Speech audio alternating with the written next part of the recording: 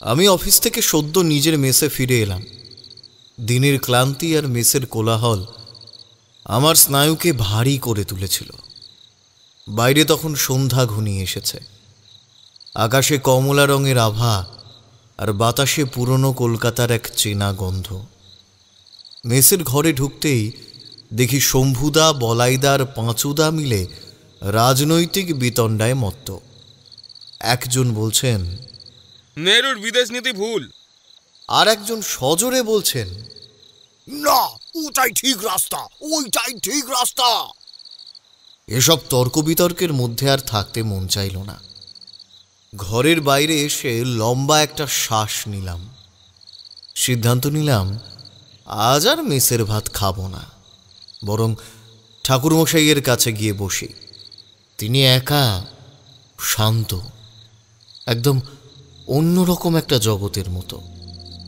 কলকাতার এই সময়টা 60-এর দশক, বড় অদ্ভুত। চারিদিকে একটা পরিবর্তনের হাওয়া।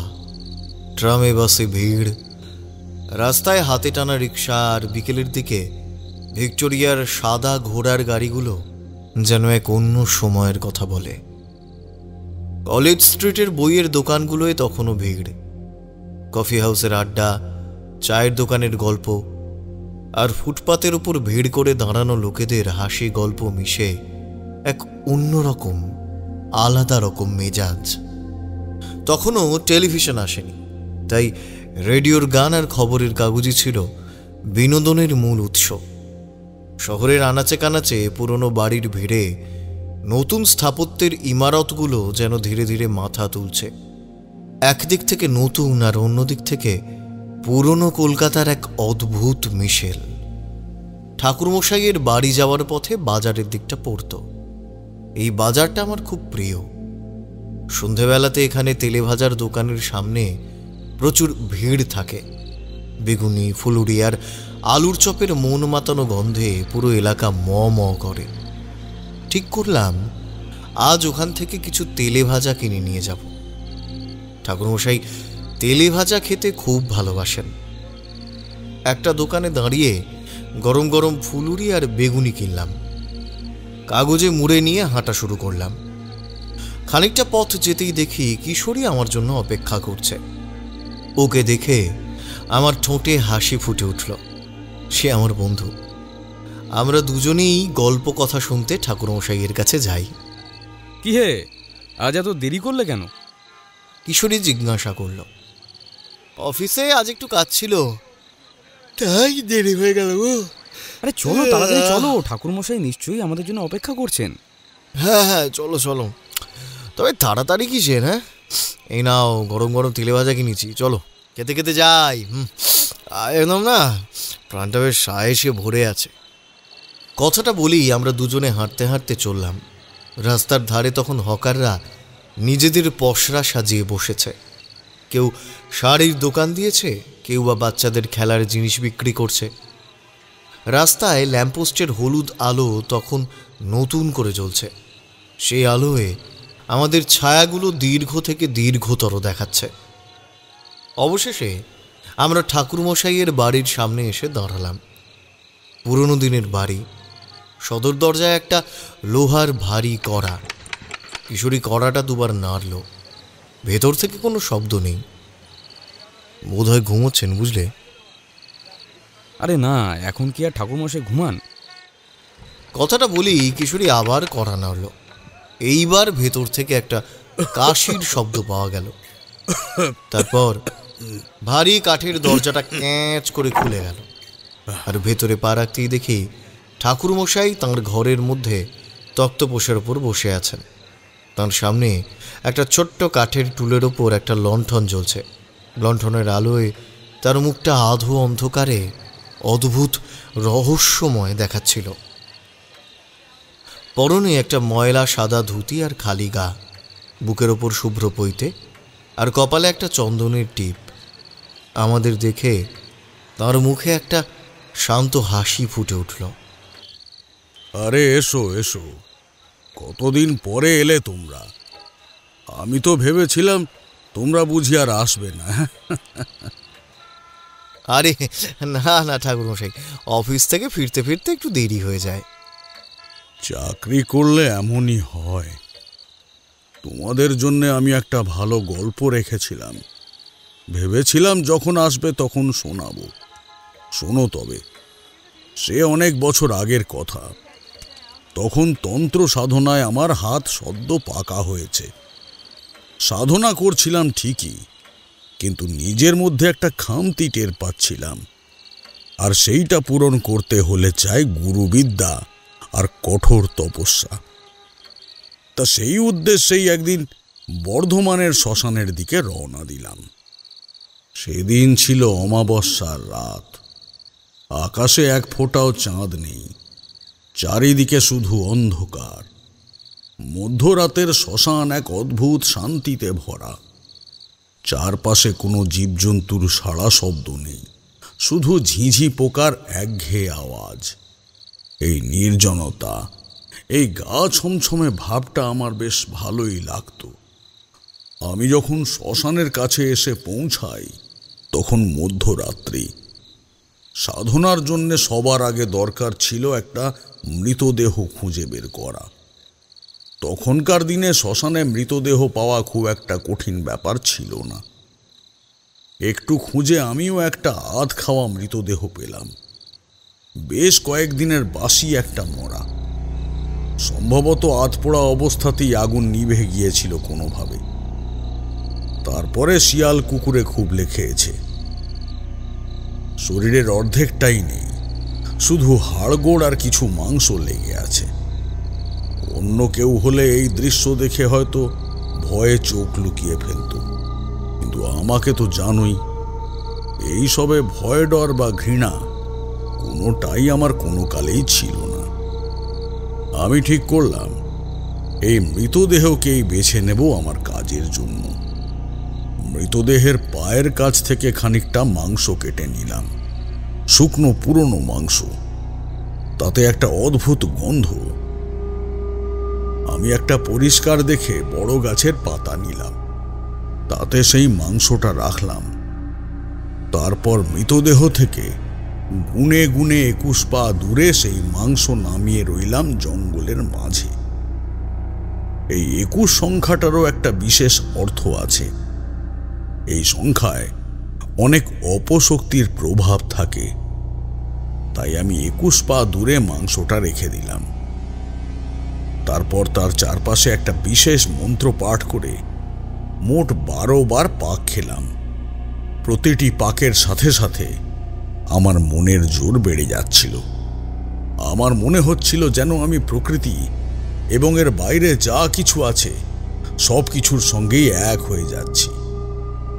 তারপর পিঠ ঘুরিয়ে ধ্যানে বসে পড়লাম কিছু দূরে। সাধনার নিয়ম হলো যে ধ্যান চলাকালীন উপস্থিত হবে এক অপশক্তি। সে সবার আগে মৃতদেহের উপর ঝাঁপিয়ে পড়বে আর তার মাংস ছিঁড়ে খেতে শুরু করবে। তখন তার চোখে পড়বে সামনে রাখা কলা পাতার উপর রাখা এক টুকরো মাংস। সে তখন মৃতদেহ ছেড়ে সেই মাংসের দিকে এগিয়ে যাবে আর মুখ দিয়ে অদ্ভুত অদ্ভুত ভয়ানক শব্দ বার করবে। তার শব্দ শুনে আমাকে পিছনে ঘুরে তাকানো যাবে না, আর যদি পিছনে ঘুরে তাকাই তাহলে সে আমার উপর আক্রমণ করবে। পিছে না তাকিয়ে যদি আমি আমার ধ্যান করে যেতে পারি তাহলে সেই কলা পাতার উপর থাকা ওই মাংস খাওয়া হলে সে হঠাৎ ওই মৃত মানুষটার মতন রূপ ধারণ করবে আর আমার আশেপাশে অদ্ভুত অদ্ভুত সব কথা বলে আমার আত্মীয়ের মতো গলার আওয়াজ বার করে আরও বিভিন্ন কাণ্ড কারখানা করে আমার ধ্যান ভাঙার চেষ্টা করবে।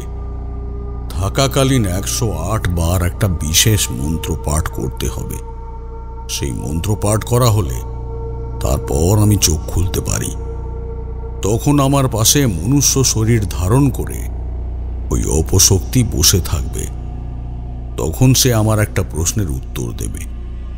সেই প্রশ্ন যা কিছু হতে পারে। উত্তর দেওয়ার পর আমার চোখের সামনে থেকে অদৃশ্য হয়ে যাবে।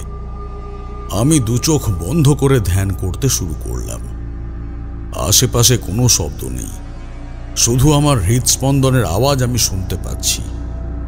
মিনিট খানেক পরে হঠাৎ শিয়াল কুকুরের মিলিত আর্তনাদ ভেসে এলো।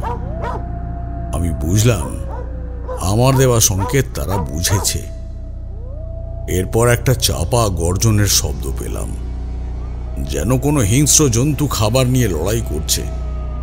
আমি বুঝলাম অপশক্তি এসে গেছে, সে মৃতদেহ থেকে মাংস খাচ্ছে। হঠাৎ একটা ভয়ঙ্কর গোঙানির শব্দ শুনতে পেলাম। আমার সমস্ত শরীর কেঁপে উঠল, কিন্তু আমি ধ্যান থেকে বিচ্যুত হলাম না।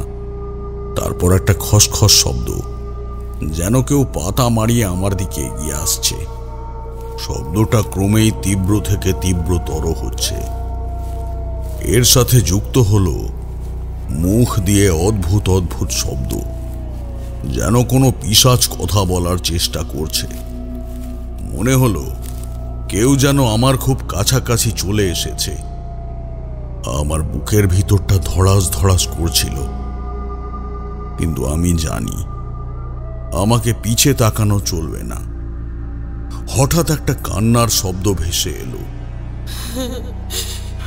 বাবা, বাবা তোর কি হয়েছে? বাবা কি হয়েছে? কেন কেন তুই এমন করছিস? বাবা কি হয়েছে বল না। এ তো আমার মায়ের গলা। আমি চমকে উঠলাম। এই শব্দটা শোনার জন্য আমি প্রস্তুত ছিলাম না, কিন্তু আমি জানতাম এটা একটা অপশক্তির খেলা। সে আমার মনকে দুর্বল করার চেষ্টা করছে। আমি চোখ বন্ধ করে মন্ত্র জপ করতে লাগলাম। বাবা, বাবা তুই কেন আমাকে ফেলে চলে গেলি? আমাকে বাঁচা, আমাকে বাঁচা বাবা, আমাকে বাঁচা। এ তো আমার মৃত বাবার গলা। আমার চোখ দিয়ে জল এসে গেল, কিন্তু আমি নিজেকে শক্ত করলাম, কারণ জানি এই কান্নাটা আসল নয়।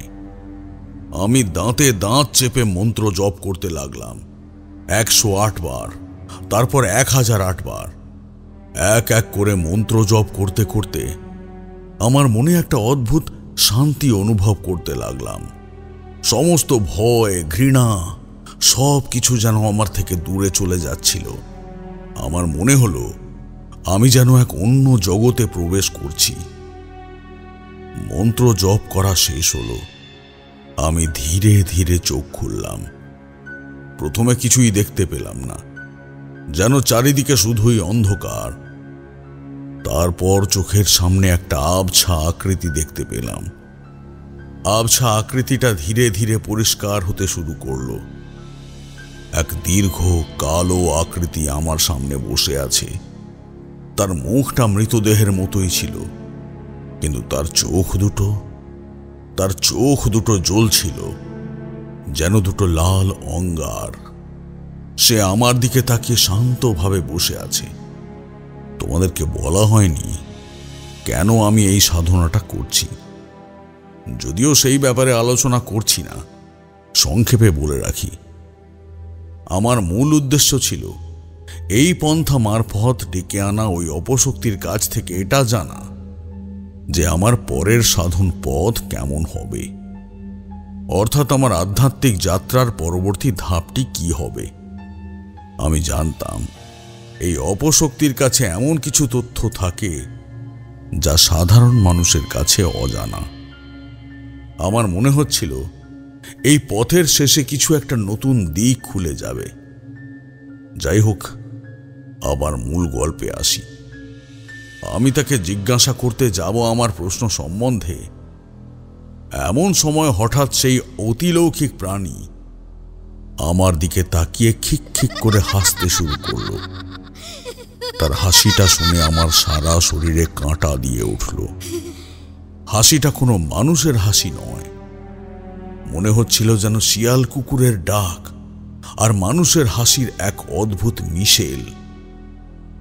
আমি কিছু বোঝার আগেই সে বলে উঠল, এখান থেকে 5 ক্রোশ দূরে ওই উত্তর পূর্বে ধবলপুর গ্রামে যা। আমি অবাক হয়ে গেলাম। কি বলছে? আমার প্রশ্ন তো এটা ছিল না। আমি জানতে চাইলাম, কেন যাব সেখানে? ওখানে কি আছে?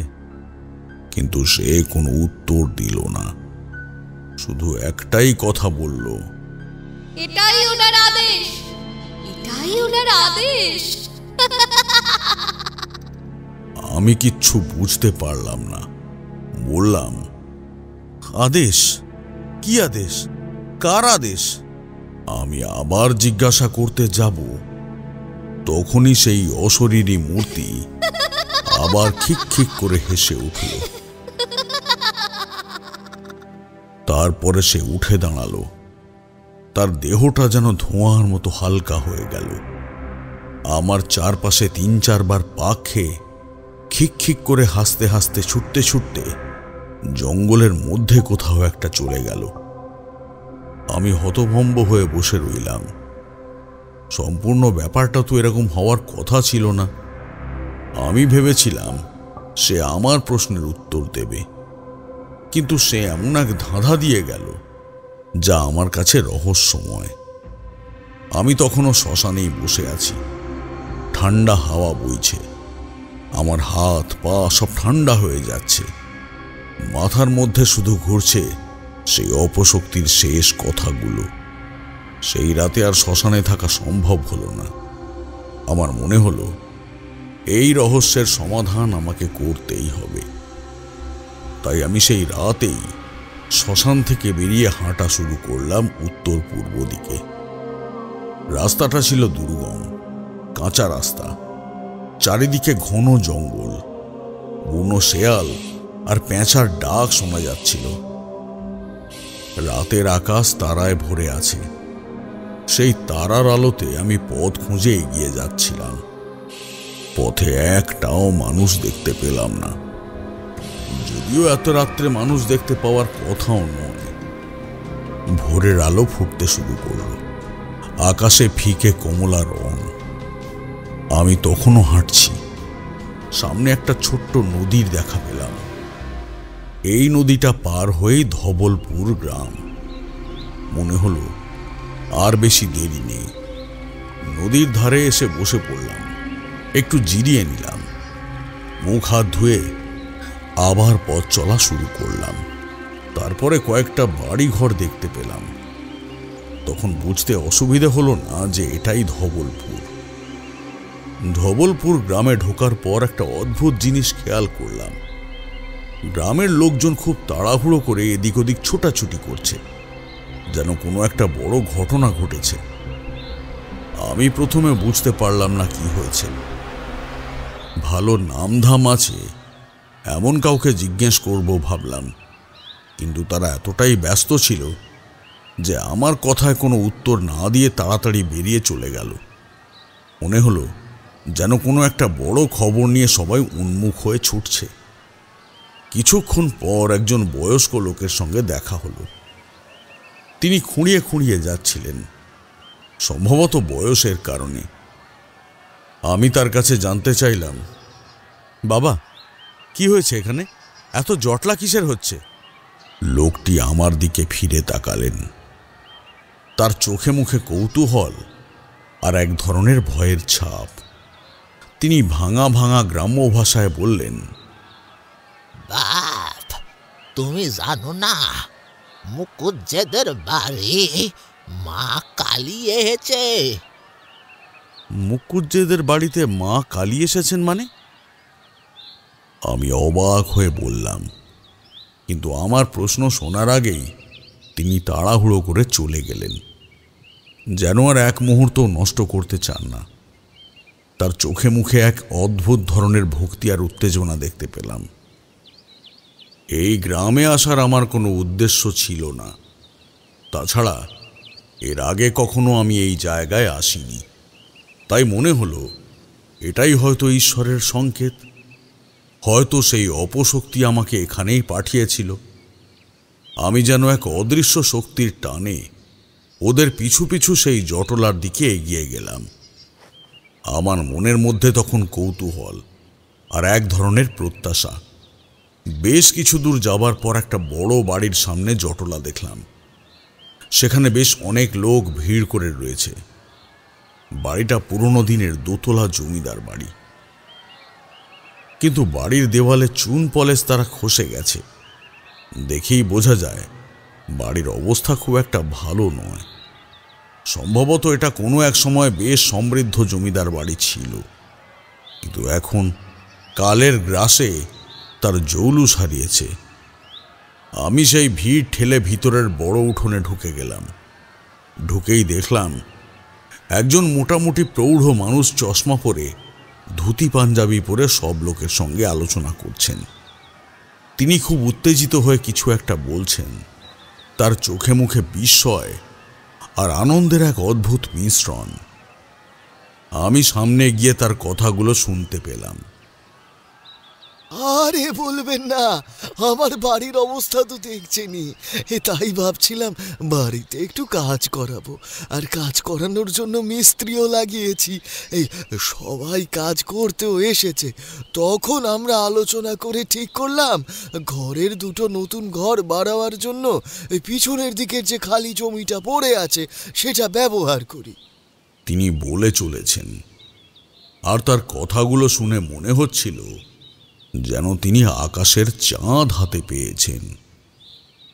কিন্তু কিছুক্ষণ মাটি খোঁড়ার পরই হঠাৎ কোদাল কোনো একটা শক্ত জিনিসে লাগে।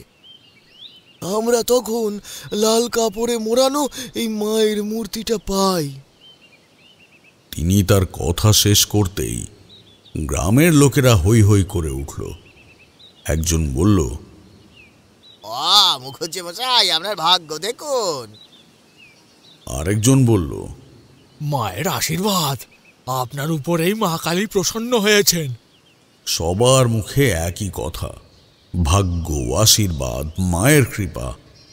তারা যেন এক অলৌকিক ঘটনার সাক্ষী, কিন্তু তাদের কথায় কোনো গভীরতা ছিল না, কেবল এক ধরনের আবেগ ছিল। আমি সেই ভিড়ের থেকে চোখ সরিয়ে একবার ওই মূর্তিটার দিকে তাকালাম। মূর্তিটা দেখতে সত্যি অপরূপ সুন্দর। কোন পাথরের তৈরি সেটা বুঝতে পারছিলাম না। কোষ্টি পাথরের তৈরি সম্ভবত নয়, কারণ কোষ্টি পাথর এরকম নীল রঙের হয় না। গাঢ় নীলাভ মূর্তি, মসৃণ পাথরের উপর যেন গাঢ় রং চাপানো। মূর্তিটার গায়ের রং ছিল নীলচে, মসৃণ পাথরের উপর যেন গাঢ় রং বোলানো হয়েছে। মুখটা ছিল লম্বাটে, গালের হাড় উঁচু, চোখ দুটো বড় আর গোল। চোখগুলো এতটাই জীবন্ত যে সামনে দাঁড়ালে মনে হয় কেউ তাকিয়ে রয়েছে। চোখের সাদা অংশ স্পষ্ট আর কালো মণি তীক্ষ্ণ, আলো পড়লে যেন চকচক করে ওঠে। ঠোঁট মোটা, লালচে রঙে রাঙানো, একটু ফাঁক করে রাখা। তার ভেতরের দাঁতগুলো পরিষ্কার দেখা যায়। জিভটা লম্বা, লাল রঙে রঞ্জিত, মুখের বাইরে ঝুলে আছে। চুল ঘন এলোমেলো, কাঁধ আর বুকে ছড়িয়ে পড়েছে। কপালে অর্ধচন্দ্র আঁকা, মাথায় খুলি দিয়ে তৈরি মুকুট, গলায় খুলি গাঁথা মালা ঝুলছে। বুক উন্মুক্ত, কোমরে বাঘছাল বাঁধা, হাত চারটি, তার মধ্যে দুহাতে অস্ত্র, এক হাতে কাটা মুন্ডু, আর এক হাতে আশীর্বাদের ভঙ্গিমা। সবচেয়ে বেশি দৃষ্টি টানে চোখ দুটি। মূর্তির বাকি অংশ যতই সাজানো বা অলঙ্কৃত হোক না কেন, সেই চোখের দিকে তাকালে মনে হয় যেন দেবী আসলেই জীবন্ত হয়ে দাঁড়িয়ে আছেন। মূর্তির মধ্যে একটা অদ্ভুত ভাব ছিল, যেটা হয়তো আমি ছাড়া সেখানে আর কেউ বুঝতে পারছিল না। তার এই চোখের মধ্যে, এই মূর্তির মধ্যে যেন এক অজানা রহস্য লুকিয়ে আছে। হঠাৎ হৈহট্টগোল শুরু হলো। আমিও আমার ভাবনার জগৎ থেকে বাস্তবে ফিরে এলাম। সবাই চিৎকার করছে। গ্রামের একজন লোক চেঁচিয়ে উঠল, আরে কি হলো রে? পুরোহিত মশাই কি বলছেন? পুরোহিত মশাই, যিনি মায়ের পুজোর জন্য এসেছিলেন, হঠাৎ সবাইকে ডেকে বলতে লাগলেন, দেখো দেখো, এ কি হলো দেখো, মায়ের চোখ দিয়ে রক্ত ঝরছে, মা কাঁদছেন। তার গলার স্বরে ভয় আর বিস্ময় স্পষ্ট। সবাই সেদিকে ছুটে যায়। আমিও এগিয়ে যাই। দেখতে পাই মায়ের মূর্তির চোখ থেকে সত্যি লাল তরল গড়িয়ে পড়ছে। ফোঁটা ফোঁটা করে সেই তরলে ভিজে যাচ্ছে মাটি। গ্রামের মধ্যে একটা অদ্ভুত গুঞ্জন শুরু হয়। কিছু লোক এই সংকেতের মানে বুঝতে না পেরে শুধু শুধু চিন্তা করতে থাকে আর একে অপরের সঙ্গে কথা বলতে থাকে। একই দেখলাম রে, একই দেখলাম, মায়ের চোখ দিয়ে রক্ত, রক্ত। এ কোনো ভালো লক্ষণ নয়, নিশ্চয়ই কোনো অমঙ্গল হবে। গ্রামের ওপর ভয়ানক বিপদ আসবে। মা রুষ্ট হয়েছেন, মা রুষ্ট হয়েছেন। আহা, মুখুজ্জেদের উপর এবার অভিশাপ নেমে আসবে। মা কোনোভাবে রুষ্ট হয়েছেন ওদের উপর। তাদের চোখে মুখে ভয় আর অবিশ্বাসের ছায়া। তারা বুঝতে পারছিল না এই অলৌকিক ঘটনা কেন ঘটছে। তাদের কাছে এটা ছিল একটা অশুভ লক্ষণ, যা তাদের শান্ত জীবনে এক নতুন অনিশ্চয়তা এনে দিল। মুকুজ্জে মশাই চিন্তিত হয়ে পুরোহিত মশাইকে বললেন, কিছু একটা করুন পুরোহিত মশাই, এরকম কেন হচ্ছে? তার গলার স্বরে আকুলতা আর অসহায়ত্ব ফুটে উঠল। পুরোহিত মশাইকে দেখলাম একটু চিন্তিত হয়ে পড়েছেন। তিনিও বললেন, আমি বুঝতে পারছি না এসব কেন হচ্ছে। আমার দীর্ঘ 40 বছরের অভিজ্ঞতায় কখনো এরকম কোনো ঘটনা তো ঘটেনি। এটা নিশ্চয়ই মহাজাগতিক কোনো সংকেত। তার কথায় ভয় মিশেছিল, যেন তিনি এক অজানা শক্তির মুখোমুখি হয়েছেন। গ্রামের লোকেরা আস্তে আস্তে পিছিয়ে পড়তে শুরু করেছে। সবার চোখে মুখে ভয়, আর মায়ের চোখ দিয়ে রক্ত বেরোনো বন্ধ হচ্ছে না। আমি তখন একটা অদ্ভুত জিনিস উপলব্ধি করলাম। আমি একটা নিঃশ্বাসের শব্দ খেয়াল করলাম, একটা গভীর চাপা শব্দ, যেন কেউ জোরে জোরে শ্বাস নিচ্ছে। আমি বুঝতে পারছিলাম আমি ছাড়া সেটা আর কেউই শুনতে পাচ্ছে না। আমি ভালো করে বোঝার চেষ্টা করলাম নিঃশ্বাসের শব্দটা কোন দিক দিয়ে আসছে, কিন্তু যা বুঝলাম তাতে অবাক হয়ে গেলাম। নিঃশ্বাসের শব্দটা আসছে মায়ের মূর্তির কাছ থেকে। মা নিঃশ্বাস নিচ্ছেন জোরে জোরে। এ কি করে সম্ভব? একটি পাথরের মূর্তি কি করে নিঃশ্বাস নেয়? আমি তখন সাহস করে ভিড় ঠেলে সামনে এগিয়ে গেলাম। সবার দৃষ্টি তখন মায়ের মূর্তির দিকে। কেউ আমাকে খেয়াল করল না। আমি মায়ের মূর্তির পা স্পর্শ করলাম। সঙ্গে সঙ্গে একটা অদ্ভুত ঘটনা ঘটল। আমার সমস্ত শরীর যেন ঝিমিয়ে গেল মুহূর্তের মধ্যে। কোনো একটা অলৌকিক শক্তি আমার আত্মাকে আমার দেহ থেকে টেনে নিয়ে ছুঁড়ে ফেলে দিল অনেক দূরে। তারপর কয়েকটি অদ্ভুত দৃশ্য আমার চোখের সামনে ভেসে উঠল। প্রথমে দেখলাম একজন বৃদ্ধ লোক, তার বড় বড় চুল, দাড়ি, হাতে একটা ছেনি আর হাতুড়ি। তিনি মনোযোগ দিয়ে কিছু গড়ছেন, যেন একটি পাথরকে নিজের হাতে জীবন দিচ্ছেন। তার চোখে মুখে গভীর একাগ্রতা আর এক শিল্পীর তৃপ্তি। পরের দৃশ্যে ভেসে এলো একটা বিরাট বড় সমুদ্র, উত্তাল ঢেউ আর এক ভয়ঙ্কর গর্জন। সেই সমুদ্রের মধ্যে একটা ছোট্ট নৌকো, তাতে একটা শিশু খেলা করছে। আর তার পাশে এক নারী হাসি মুখে বসে আছে। তাদের মুখে কোনো ভয় নেই, যেন এই উত্তাল সমুদ্র তাদের কাছে খেলার মাঠ। আবার পরের দৃশ্যে একটা গ্রাম দেখতে পেলাম। চারিদিকে আগুন লেগেছে, বাড়িঘর পুড়ছে, মানুষেরা নিজেদের জীবন বাঁচাতে ছুটে বেড়াচ্ছে। তাদের কান্না আর চিৎকারে বাতাস ভারী হয়ে উঠেছে। এই দৃশ্যটা এতটাই ভয়াবহ ছিল যে আমার শরীর ঠান্ডা হয়ে গেল। তারপর কত রক্ত, কত মানুষ মারা যাচ্ছে। একদল ডাকাত দেখতে পেলাম। তারা ঘোড়ায় চড়ে এসে গ্রামের মানুষদের নির্মমভাবে হত্যা করছে। তাদের অট্টহাসিতে আকাশ কেঁপে উঠছে। তাদের হিংস্র চোখে কেবল হত্যা আর ধ্বংসের নেশা।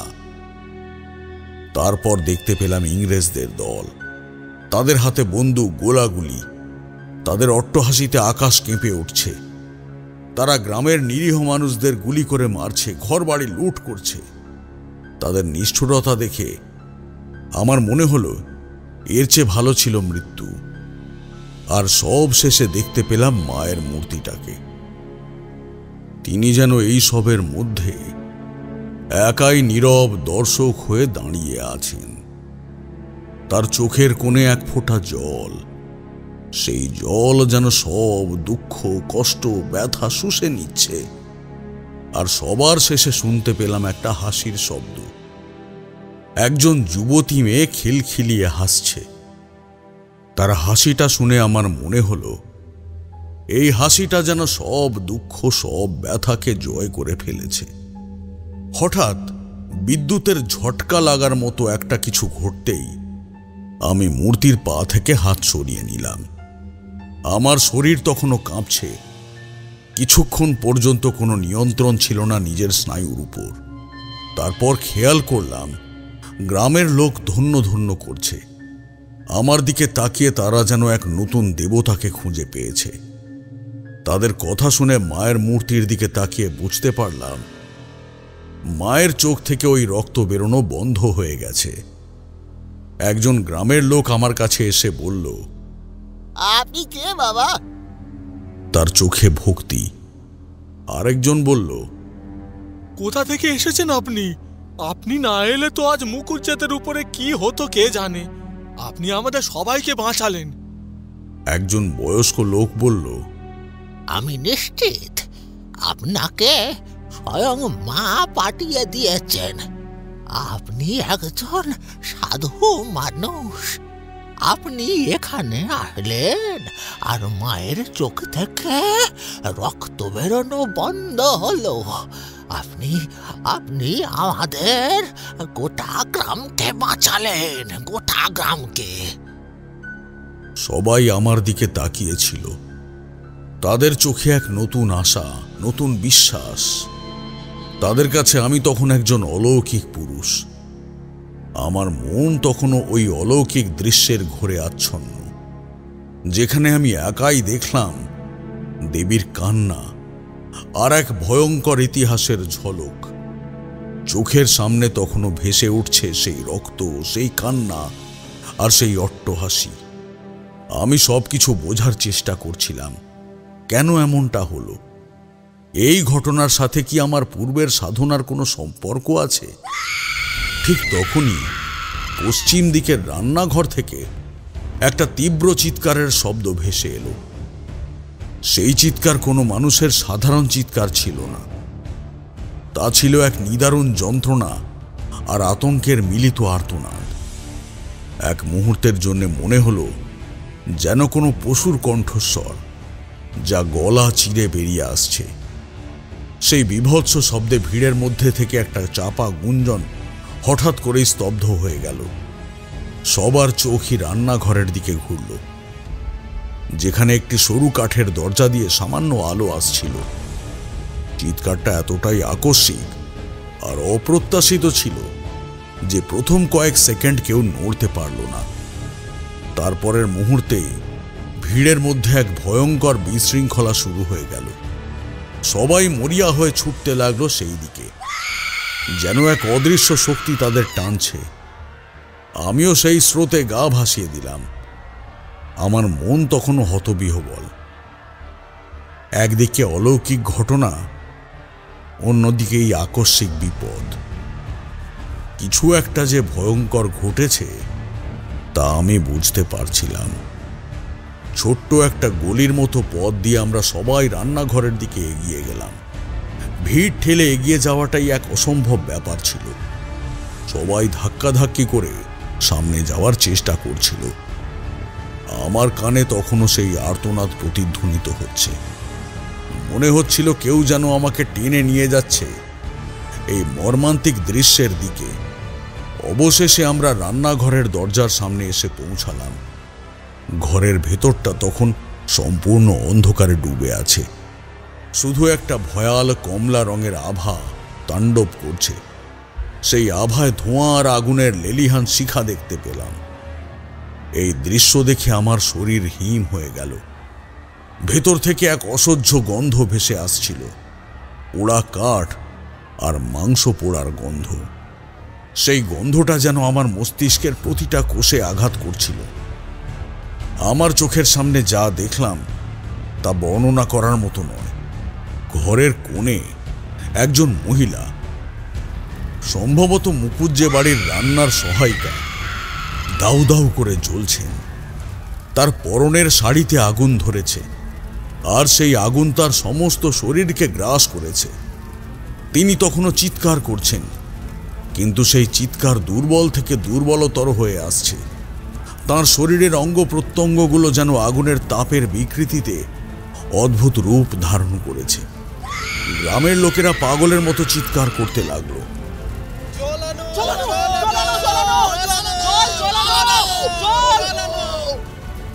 অনেকে বালতি আর হাঁড়ি নিয়ে ছুটে গেল কুয়োর দিকে। একজন লোক তার পরনের মোটা চাদর দিয়ে আগুন নেভানোর চেষ্টা করল, কিন্তু আগুনের তাপ এতটাই বেশি ছিল যে সে কাছেও যেতে পারল না। তার নিজেরও হাত পুড়ে গেল। আরেকজন শুকনো বালি দিয়ে আগুন নেভানোর চেষ্টা করল, কিন্তু আগুনের লেলিহান শিখা যেন আরো বেড়ে গেল। মহিলার শরীর থেকে ধোঁয়া বেরোচ্ছে, তার চুল আর শাড়ি পুড়ে ছাই হয়ে যাচ্ছে। তার সেই বীভৎস চিৎকারটা একসময় চাপা গোঙানিতে পরিণত হলো। তার চোখগুলো যেন কোটর থেকে বেরিয়ে আসার উপক্রম হয়েছে। আমি অসহায়ভাবে দাঁড়িয়েছিলাম। এক মুহূর্ত আগেও গ্রামের লোকেরা আমাকে এক অলৌকিক ক্ষমতার অধিকারী ভেবেছিল, কিন্তু এখন আমি সম্পূর্ণ অসহায়, নির্বাক দর্শক। এই মর্মান্তিক দৃশ্য থেকে চোখ সরিয়ে নেওয়ার সাহস আমার ছিল না, কারণ এই অলৌকিক ঘটনা দেখে আসার পরপরই এইরকম একটা ঘটনা আমার বিশ্বাসকে চুরমার করে দিচ্ছিল। কেউ একজন অবশেষে একটি বড় বালতি ভর্তি জল নিয়ে এলো। সেই জল যখন জ্বলন্ত মহিলার উপর ঢালা হলো, তখন এক বিকট শব্দ করে আগুনটা নিভে গেল, আর এক রাশ ধোঁয়া চারিদিকে ছড়িয়ে পড়ল। ধোঁয়ার গন্ধটা ছিল আরো তীব্র, আরো ভয়ঙ্কর। ধোঁয়াটা যখন আস্তে আস্তে পাতলা হতে শুরু করলো, তখন আমরা দেখতে পেলাম মহিলার নিথর দেহটি মাটিতে পড়ে আছে। তার শরীরের বেশিরভাগ অংশই পুড়ে ছাই হয়ে গেছে। কোনো অঙ্গ প্রত্যঙ্গ দেখা যাচ্ছিল না, শুধু এক কালো পোড়া আকৃতি। সেই মুহূর্তে রান্নাঘরের মধ্যে এক অদ্ভুত ভয়ঙ্কর নীরবতা নেমে এলো। কেউ কোনো কথা বলতে পারছিল না। যারা কিছুক্ষণ আগেও মায়ের মূর্তি নিয়ে হইচই করছিল, তারা সবাই এখন নির্বাক, স্তম্ভিত।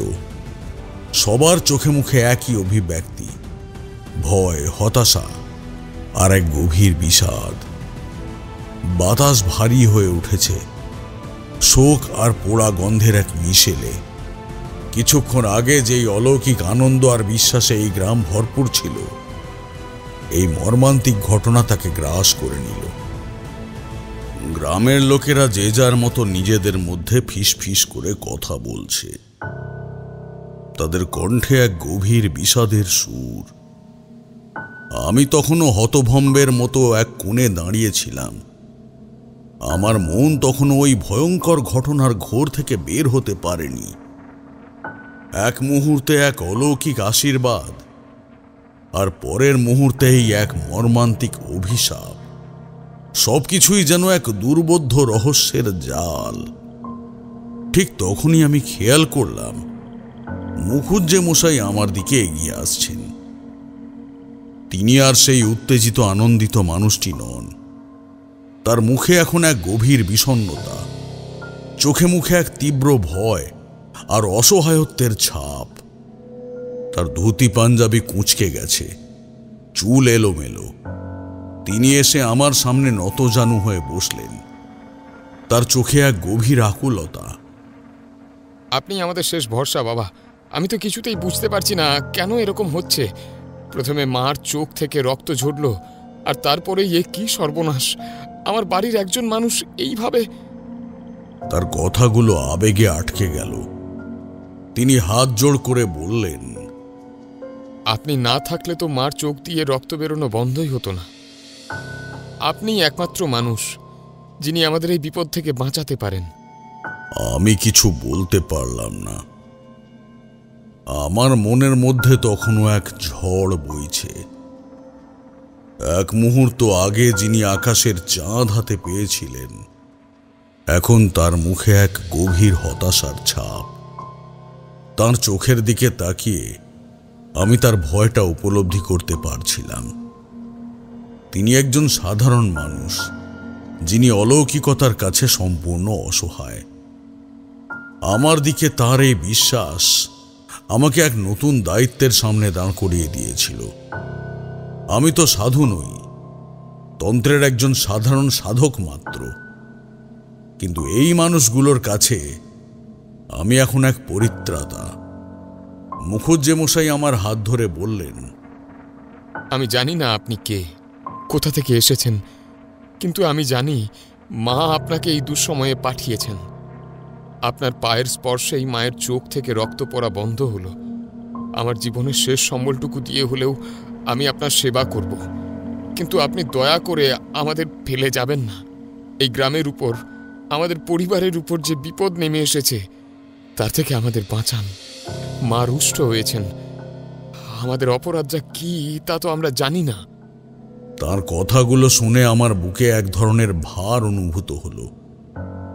আমি সরাসরি কোনো উত্তর দিলাম না, শুধু আস্তে করে তার হাত থেকে নিজের হাতটা ছাড়িয়ে নিয়ে বললাম, ভয় পাবেন না মুখুজ্জে মশাই, আমি আপনাদের পাশে আছি। যতদিন না এই রহস্যের কোনো সমাধান হচ্ছে, আমি কোথাও যাচ্ছি না। আমার এই আশ্বাসটুকু শুনে তার মুখে যেন এক নতুন আশা ফুটে উঠল। তিনি উঠে দাঁড়ালেন, তার চোখে এক ধরনের কৃতজ্ঞতা। তিনি আবারও বললেন, মা আপনার মঙ্গল করুন। আমি তার কথা শুনে কোনো উত্তর দিলাম না। একজন বয়স্ক লোক, যার চোখে মুখে ভয়ের ছাপ স্পষ্ট, ফিসফিস করে বলল, এ ঘোর অমঙ্গল। মা রুষ্ট হয়েছেন, যেখান থেকে এসেছেন সেখানেই ফিরিয়ে দিতে হবে, নইলে আরো সর্বনাশ হবে। কথাটা মুহূর্তের মধ্যে ভিড়ের মধ্যে ছড়িয়ে পড়ল। আরো কয়েকজন লোক সায় দিল।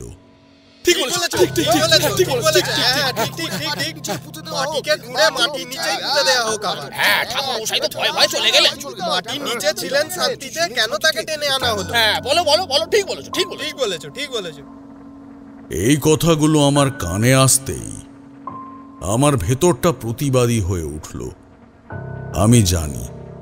আমি জানি এই মূর্তিটা কোনো অভিশাপ নয়, বরং এটি সেই ধাঁধার উত্তর, যার খোঁজে অপশক্তি আমাকে এখানে আসতে বলেছিল। এই মূর্তি ঘিরে এক বিশাল রহস্য লুকিয়ে আছে, আর তার সমাধান না হওয়া পর্যন্ত একে মাটির তলায় চাপা দেওয়া যাবে না। আমি ভিড় ঠেলে এগিয়ে গেলাম। আমার কণ্ঠে তখন এক অনমনীয় দৃঢ়তা, যা পরিস্থিতিগতভাবেই অর্জিত হয়েছিল। থামুন আপনারা! আমার তীক্ষ্ণ স্বরে ভিড়টা এক মুহূর্তের জন্য চুপ হয়ে গেল। মার মূর্তি মাটির তলায় কেন পুঁতে দেওয়া হবে? মা কি কোনো অপ্রিয় বস্তু যে তাকে আপনারা এইভাবে নির্বাসন দেবেন?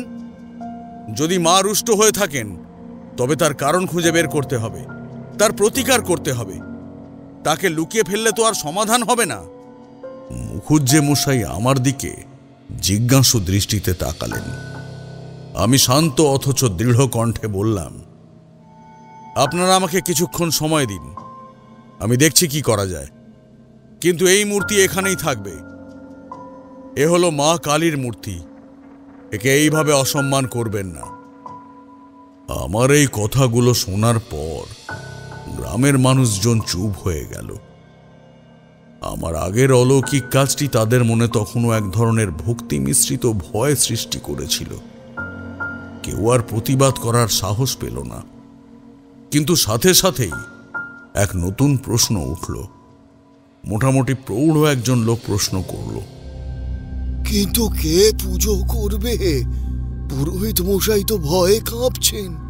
তিনি বলে গেছেন, এমন অশুভ লক্ষণের পর তিনি এই পুজোর ভার নিতে পারবেন না।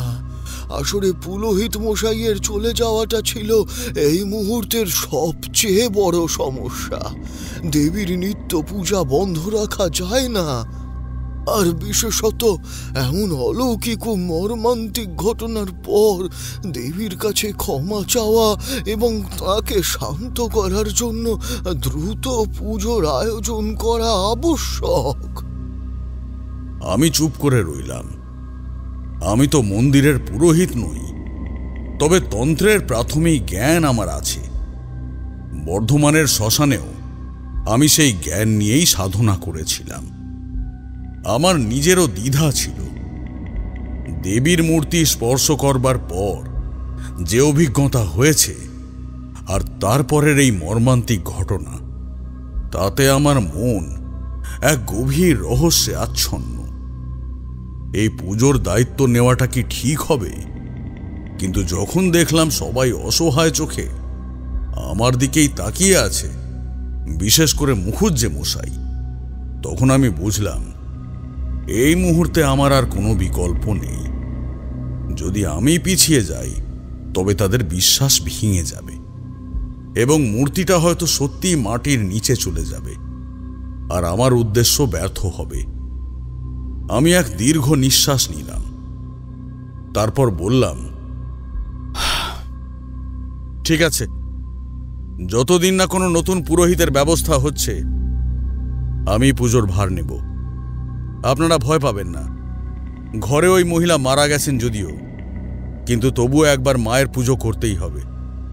মায়ের এই প্রতিমা বহু বছর হয়তো পুজো পাননি।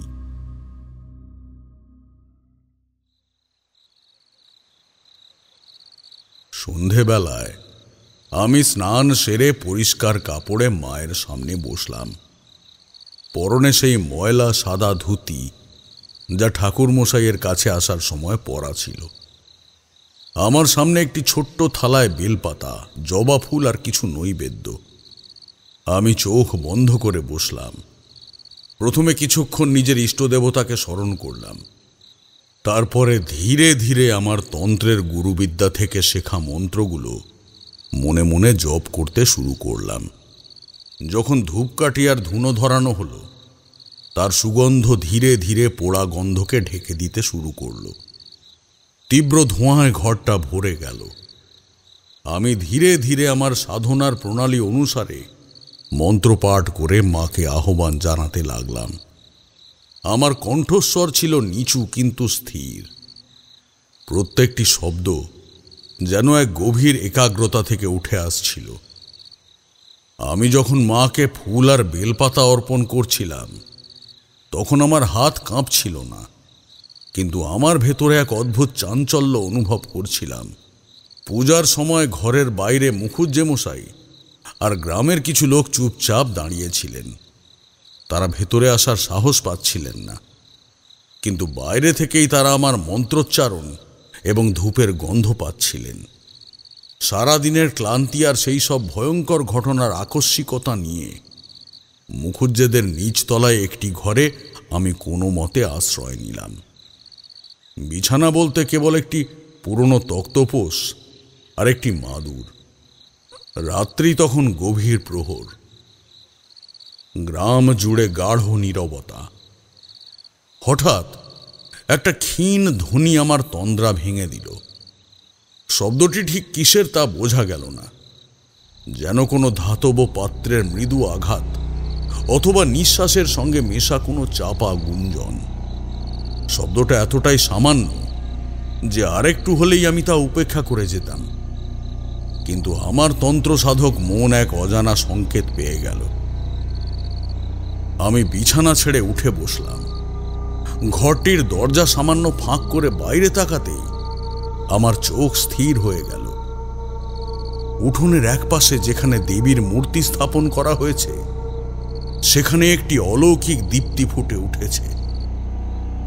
এই আলো স্বাভাবিক নয়, নয় লণ্ঠন বা প্রদীপের হলুদ আভা।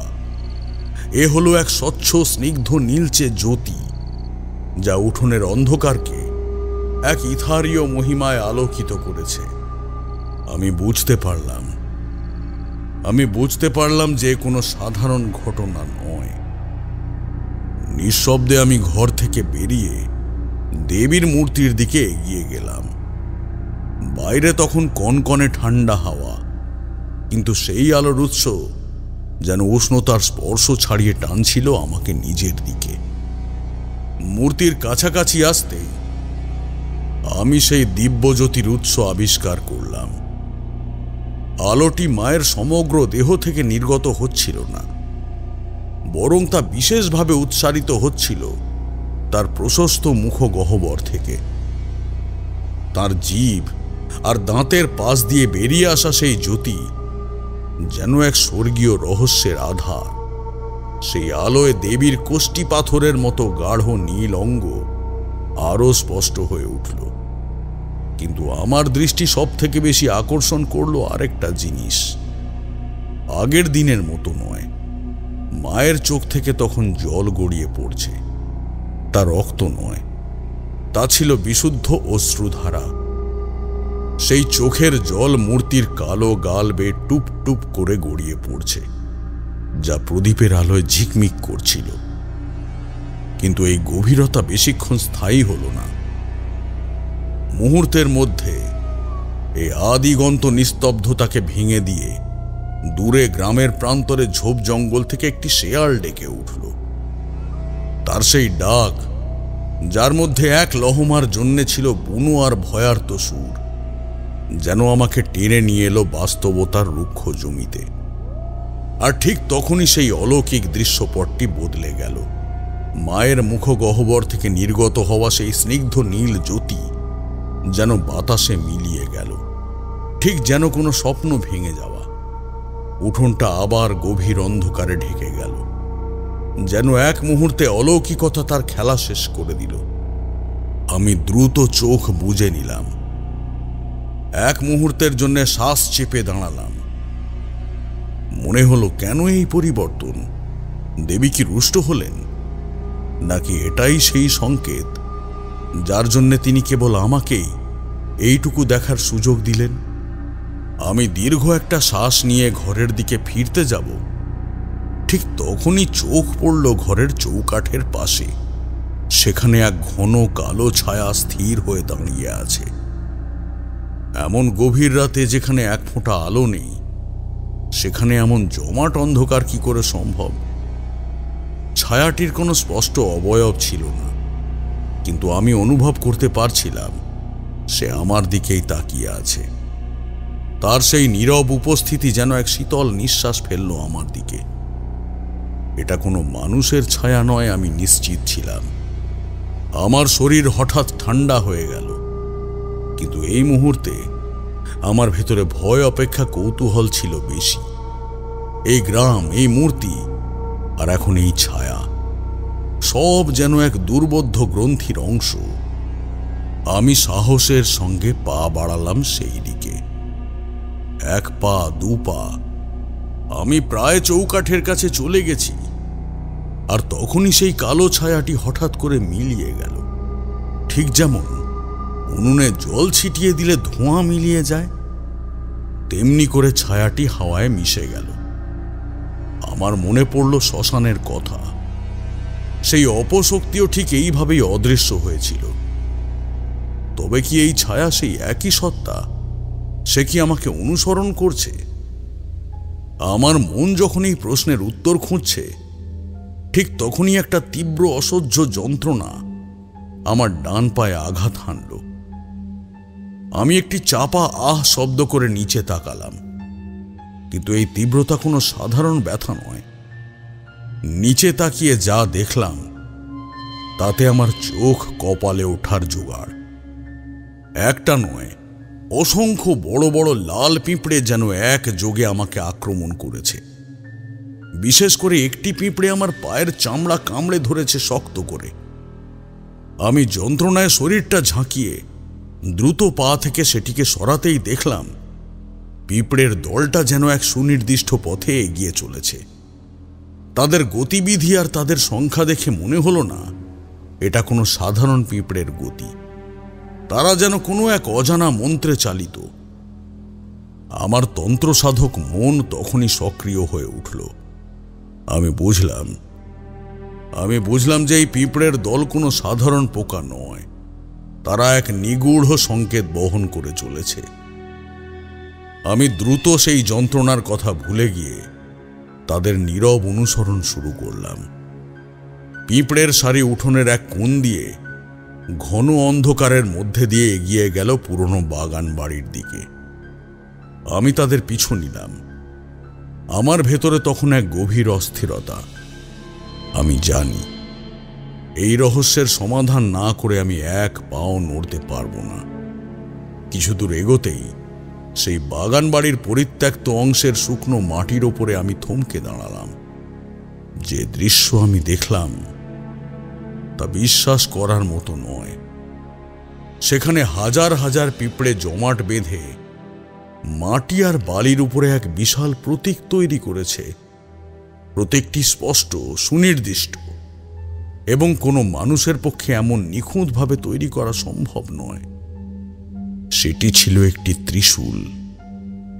শুকনো মাটির ওপর পিঁপড়ের দল এমনভাবে নিজেদের অবস্থান তৈরি করেছে যে ত্রিশূলের 3টি ধার আর তার দীর্ঘ দণ্ডটি স্পষ্ট বোঝা যাচ্ছিল।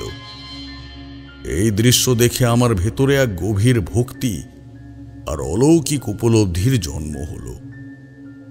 মা, অজান্তেই আমার মুখ থেকে এই শব্দটি বেরিয়ে এলো। এটা আর যাই হোক, প্রকৃতির কোনো স্বাভাবিক ঘটনা হতে পারে না। ত্রিশূল শিবের প্রতীক, সংহার, সৃষ্টি এবং স্থিতির প্রতীক। কালী মূর্তির পাশে এই ত্রিশূলের উপস্থিতি এক অমোঘ সংযোগের ইঙ্গিত দিচ্ছিল। এটি কেবল একটি চিহ্ন নয়, এটি মায়ের সরাসরি সংকেত। আমি দ্রুত ত্রিশূলের অবস্থান লক্ষ্য করলাম। এর 3টি ধার অর্থাৎ ত্রিশূলের মুখটি উত্তর পূর্ব দিকে সরাসরি নির্দেশ করছিল। স্থির করলাম যে পরের দিন সকালে আমি উত্তর পূর্ব দিকে হাঁটা শুরু করব। আমার সমস্ত প্রশ্নের উত্তর আমি ওই দিকেই পাব। রাতের চিন্তা অনুযায়ী পরের দিন সকালে তাড়াতাড়ি ঘুম থেকে উঠে একটু বেলা হতেই উত্তর পূর্ব দিক দিয়ে হাঁটা শুরু করলাম। কিছু দূর যাওয়ার পর সেরকম কিছু চোখে পড়ল না আমার। ঠিক এই সময়টাতে জঙ্গলের এক ফালি অংশ যেখানে সামান্য ফাঁকা হয়েছে, সেখানে একটুখানি লোকালয় দেখতে পেলাম। না, অবশ্য একে লোকালয় ঠিক বলা যায় না, কেবলমাত্র একটি চায়ের দোকান। বাঁশের খুঁটি আর টিনের ছাউনি দেওয়া সেই দোকানটি যেন এই নির্জন পথের একমাত্র ভরসা। আর কিছু দেখতে পেলাম না আশেপাশে।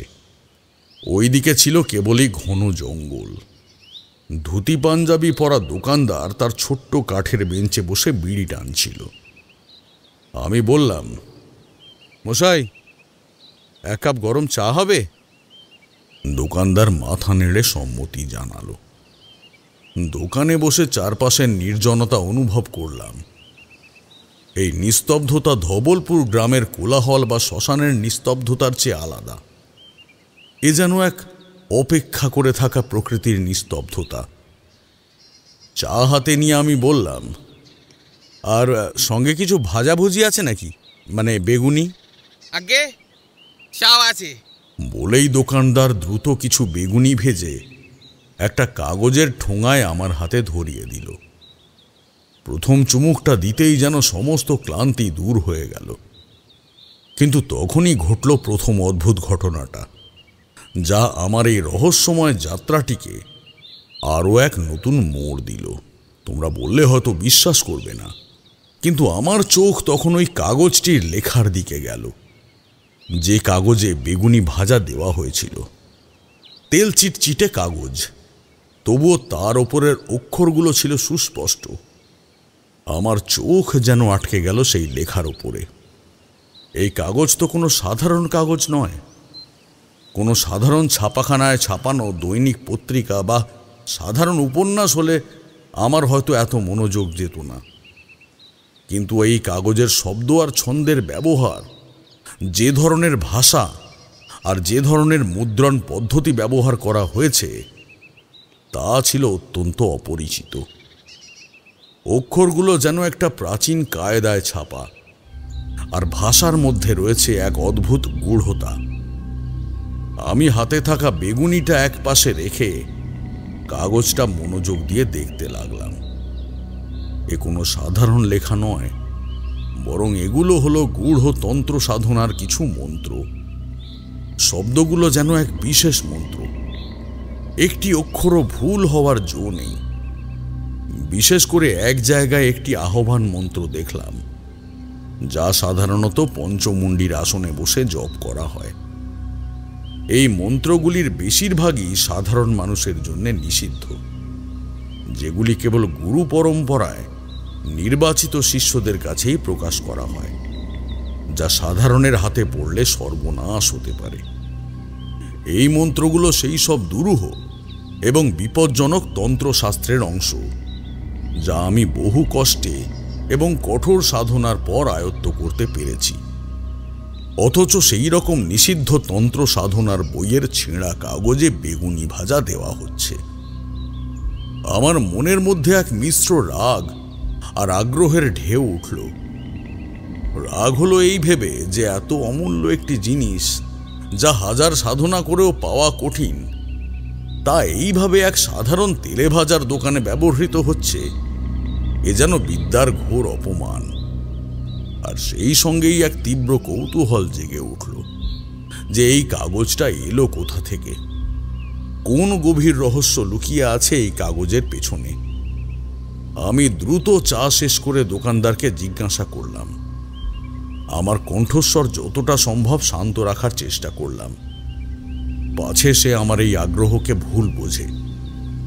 মশাই, একটা কথা জিজ্ঞাসা করব? বলছি, এই যে কাগজটা ভাজা দিলেন, এটা আপনারা কোথা থেকে পান? দোকানদার বিড়িতে শেষ টান দিয়ে ধোঁয়াটা হাওয়ায় উড়িয়ে দিল। সে আমার দিকে একবার তাকালো। তার চোখে কোনো বিশেষ ভাব ছিল না, কেবল এক ধরনের নিস্পৃহতা। আগে এই কাগজ, এগুলো তো অনেক দিন ধরেই ব্যবহার হচ্ছে, কেন বলুন তো? না, মানে লেখাগুলো একটু অদ্ভুত মনে হলো, তাই আর কি। কোনো পুরনো বইয়ের পাতা মনে হচ্ছে। তা এসব বই আজকাল আর দেখা যায় না।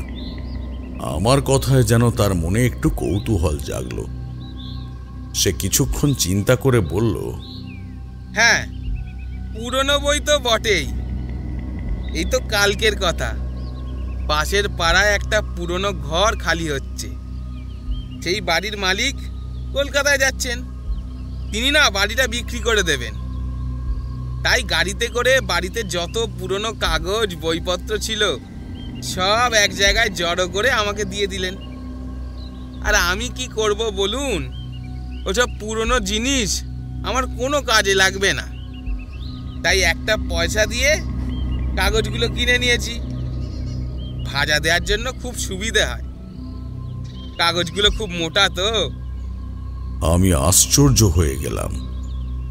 কার বাড়িতে এমন নিষিদ্ধ তন্ত্রের বই থাকতে পারে? আমি দ্রুত চায়ের দাম মিটিয়ে উঠে দাঁড়ালাম। দোকানদারকে সেই বাড়ির ঠিকানা জিজ্ঞেস করে আমি সেই বাড়ির দিকে রওনা দিলাম। বাড়িটি ছিল পুরনো দিনের দোতলা বাড়ি। ইঁটার চুনসুরকি খসে গেছে বহু জায়গায়। এককালের বনেদি চেহারা থাকলেও এখন তা যেন কালের গ্রাসে জীর্ণ। সদর দরজায় একটা ভারী লোহার কড়া, তাতে মরচে ধরেছে। চারপাশে অযত্নের ছাপ স্পষ্ট। বাগানের লতা পাতা সব দেওয়াল বেয়ে উঠে গেছে। যেন এক দীর্ঘশ্বাস চেপে দাঁড়িয়ে আছে বাড়িটা। মনে হলো এই বাড়িটা যেন এক গোপন ইতিহাসের নীরব সাক্ষী। আমি নিঃশব্দে সদর দরজা ঠেলে বাড়ির ভেতরে প্রবেশ করলাম।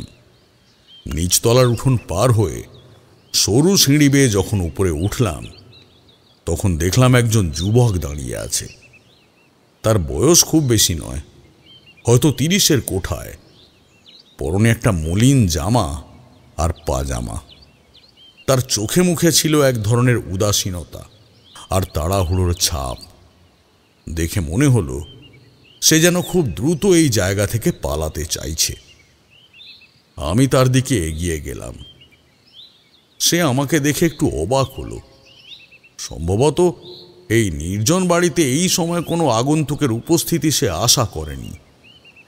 আমি তাকে জিজ্ঞাসা করলাম, এই বাড়িটা কি এখনই খালি হয়ে যাচ্ছে? আপনি কি এই বাড়িরই লোক? যুবকটি একটু বিরক্তির ভঙ্গিতেই উত্তর দিল, হ্যাঁ, আমি এখানকার ছেলে। আমার বাবা মারা গেছেন, তাই সব গুছিয়ে নিচ্ছি। আর এই বাড়িতে থাকা হবে না, পাকাপাকিভাবে শহরে চলে যাচ্ছি। যুবকের কথায় কোনো আবেগ ছিল না, যেন সে কেবল একটা অপ্রয়োজনীয় কর্তব্য পালন করছে। আমি তার দিকে তাকিয়ে বুঝলাম সে তার বৃদ্ধ বাবার স্মৃতি বা এই পুরনো ভিটের প্রতি কোনো টান অনুভব করে না। আমি বললাম, আপনার বাবার জন্য আমার দুঃখ রইল। তিনি কি এইখানেই থাকতেন? যুবকটি মাথা নেড়ে বলল, হ্যাঁ, বাবা তো প্রায় সারা জীবন এখানেই কাটিয়েছেন, কিন্তু তিনি চলে যাওয়ার পর এসব দেখভাল করার আর কেউ নেই। শহরে আমাদের নিজস্ব কাজ আছে, এসব ফেলে তো আর এখানে পড়ে থাকা যায় না। আমি আর কোনো কথা জিজ্ঞেস না করে সরাসরি নিজের মূল উদ্দেশ্যটি বললাম। আমি জানি সাধকদের জীবনে সময় খুব মূল্যবান, আর এই যুবকের ভাবভঙ্গি দেখে মনে হলো সে দ্রুত সবকিছু শেষ করতে চায়। শুনুন, আমি আসলে একটু অন্য কারণে এসেছি। আমি পথে আপনাদের বাড়ির কিছু পুরনো কাগজ দেখেছিলাম, যা দিয়ে চায়ের দোকানে ভাজা দেওয়া হচ্ছিল। তা আমার মনে হলো সেগুলো হয়তো খুব পুরনো এবং মূল্যবান কোনো লেখার অংশ ছিল। আপনার বাবার কি পুরনো বইপত্র পড়ার বা লেখার শখ ছিল? আমি কি একবার তার ঘরটা, বিশেষ করে তার বই খাতাগুলো দেখতে পারি? আমার এই অদ্ভুত অনুরোধ শুনে যুবকটি একটু থমকে গেল। সে যেন আমার কথাটা ঠিক বুঝতে পারছিল না। সে কাঁধ ঝাঁকিয়ে বলল, হ্যাঁ, বাবার বইয়ের শখ ছিল বটে, তবে বেশিরভাগই ধর্মের বই, আর কিছু পুরনো পুঁথি মতন সব বই সব ছিল আর কি। এগুলো এখন সব ঝুটঝামেলা, আমি তো সব কিছু গোছাতেও পারিনি। কিছু বইপত্র তো কাগজওয়ালাকে দিয়ে দিয়েছি। এখনও অনেক জিনিসপত্র, পুরনো বই, খাতা এসব পড়ে রয়েছে। আপনি যদি দেখতে চান তবে দেখতে পারেন। এগুলো আর নিয়ে যাওয়ার কোনো মানেই হয় না। তার কথা শুনে আমার ভেতরে এক তীব্র উত্তেজনা অনুভব করলাম। অর্থাৎ সেই নিষিদ্ধ তন্ত্রের মন্ত্রলেখা কাগজ ছাড়াও আরও অনেক কিছু এই বাড়িতে থাকার সম্ভাবনা রয়েছে। এটাই সেই সংযোগ যা ত্রিশূলের সংকেত আমাকে দেখিয়েছিল। আমি দ্রুত তাকে ধন্যবাদ জানালাম এবং সে যেদিকে ইঙ্গিত করল সেই দিকে তার বাবার ঘরে প্রবেশ করলাম। ঘরটি ছিল পুরনো দিনের সাজসজ্জায় ভরা। একটি বড় কাঠের তক্তপোষ, তার পাশে একটি কাঠের আলমারি, দেওয়ালে পুরনো দিনের ছবি। সবকিছুতেই যেন এক নিঃশব্দ বিষণ্ণতা লেগে আছে। আমি দ্রুত চোখ বুলিয়ে নিলাম। আলমারিতে কিছু সাধারণ পুঁথি, পুরনো বাংলা পত্রিকা আর কয়েকটি ধর্মীয় বই দেখতে পেলাম, কিন্তু আমার মন বলছিল আসল জিনিসটা অন্য কোথাও লুকোনো আছে। আমি তক্তপোষের দিকে এগিয়ে গেলাম। জিনিসগুলো একটু নেড়ে চেড়ে বিছানার চাদরটা সরিয়ে যখন খাটের তলায় উঁকি দিলাম, তখনই আমার চোখ স্থির হয়ে গেল। সেখানে পড়ে আছে একটি বড় পুরনো দিনের সিন্দুক। সিন্দুকটি ছিল কাঠের, উপরে পুরু করে লোহা মোড়া, তার উপরে ধুলোর স্তর। মনে হলো এই সিন্দুক অনেকদিন খোলা হয়নি। আমার হাত যেন অবচেতনভাবে সিন্দুকের ঢাকনার দিকে এগিয়ে গেল। অত্যন্ত সাবধানে আমি সিন্দুকের ভারী ঢাকনাটা খুললাম। ভেতর থেকে বেরিয়ে এলো এক অদ্ভুত গন্ধ, পুরনো স্যাঁতস্যাঁতে কাগজ আর যেন শুকনো ধূপের এক মিশ্র গন্ধ। আর তার ভেতরে যা দেখলাম তাতে আমার সাধক জীবন যেন এক নতুন আবিষ্কারের আনন্দে মেতে উঠল। সিন্দুকের ভেতরে ঠাসা রয়েছে পুরনো দিনের বইপত্রের এক বিশাল সংগ্রহ। আমি দ্রুত একটা বই টেনে বার করে ধরলাম। তার প্রথম পাতায় যে দুর্বোধ্য রেখাচিত্র আর জটিল মন্ত্রের বিন্যাস দেখলাম, তাতে আমার আর বুঝতে বাকি রইল না। আমি যা ভেবেছিলাম ঠিক তাই। এই সংগ্রহে থাকা বেশিরভাগই পুরনো দিনের বই, এবং সেই বইগুলো প্রত্যেকটা তন্ত্র সম্পর্কিত। কিছু বই হাতে লেখা পুঁথি, যা হয়তো বহু পুরনো। কিছু বইয়ে আবার রক্ত আর হলুদের শুকনো দাগ, যা সাধনার সময় ব্যবহারের চিহ্ন। এমন অমূল্য সংগ্রহ এক সাধারণ গ্রামের বাড়িতে, যা তার ছেলে আবর্জনা বলে মনে করছে। এটা ভাবতেই আমার গা কাঁটা দিয়ে উঠল। এই জ্ঞান, যা যুগ যুগ ধরে সুরক্ষিত ছিল, আজ এইভাবে অবহেলার পাত্র। আমি সিন্দুকের ঢাকনাটা আধখোলা রেখে বাইরে এসে সেই যুবককে ডাকলাম। শুনুন। সে নিচে যাওয়ার জন্য পা বাড়াচ্ছিল। আমার ডাকে ফিরে এলো। আমি একটা পুরনো চামড়ার বাঁধাই করা বই দেখিয়ে জিজ্ঞাসা করলাম, এই বইগুলো কিসের? সে উদাসীনভাবে একবার বইগুলোর দিকে তাকিয়ে বলল, ওসব বই, ওগুলো তো আমার বাবারও নয়। আমার বাবার বাবা অর্থাৎ দাদুর কোনো পূর্বপুরুষের ছিল। বাবা ওগুলো খুব যত্ন করে রেখে দিয়েছিলেন, আমরা কোনোদিনই ঘাঁটাইনি। ধুলো আর সময়ের ছাপের আড়ালে পুঁথির ওপরে খোদাই করা নামটি আমার চোখে পড়তেই ভেতরে একটা বিদ্যুৎ শিহরণ খেলে গেল। শ্যামাচরণ পণ্ডিত। নামটা যেন কোথায় দেখেছি, কোথায় শুনেছি, কিন্তু সেই মুহূর্তে আমার তন্ত্র সাধনার জ্ঞান ভাণ্ডার আর এই দৈনন্দিন অভিজ্ঞতার মধ্যে কোনো সংযোগ সূত্র খুঁজে পাচ্ছিলাম না। মস্তিষ্কের এক কোণে যেন নামটা ঘুরপাক খাচ্ছিল, কিন্তু কোথায় সেই সংযোগ? আর কেনই বা এই নাম এত গুরুত্বপূর্ণ তা আমি ধরতেই পারছিলাম না। যুবকটি তখনও বাইরে দাঁড়িয়ে আছে। সে যেন কেবল এই আবর্জনাগুলো সরাতে পারলেই বাঁচে। সে বলল, কি দেখলেন? ওসব পুরনো জিনিস কোনো কাজে লাগবে না, কাগজওয়ালাকে দিয়ে দেবো ভাবছি।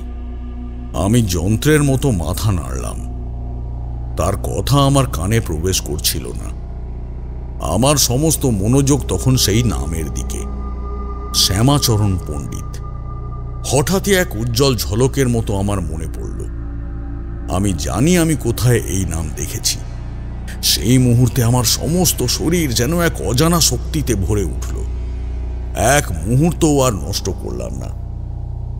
যুবকটিকে কোনো কথা বলার প্রয়োজন মনে করলাম না।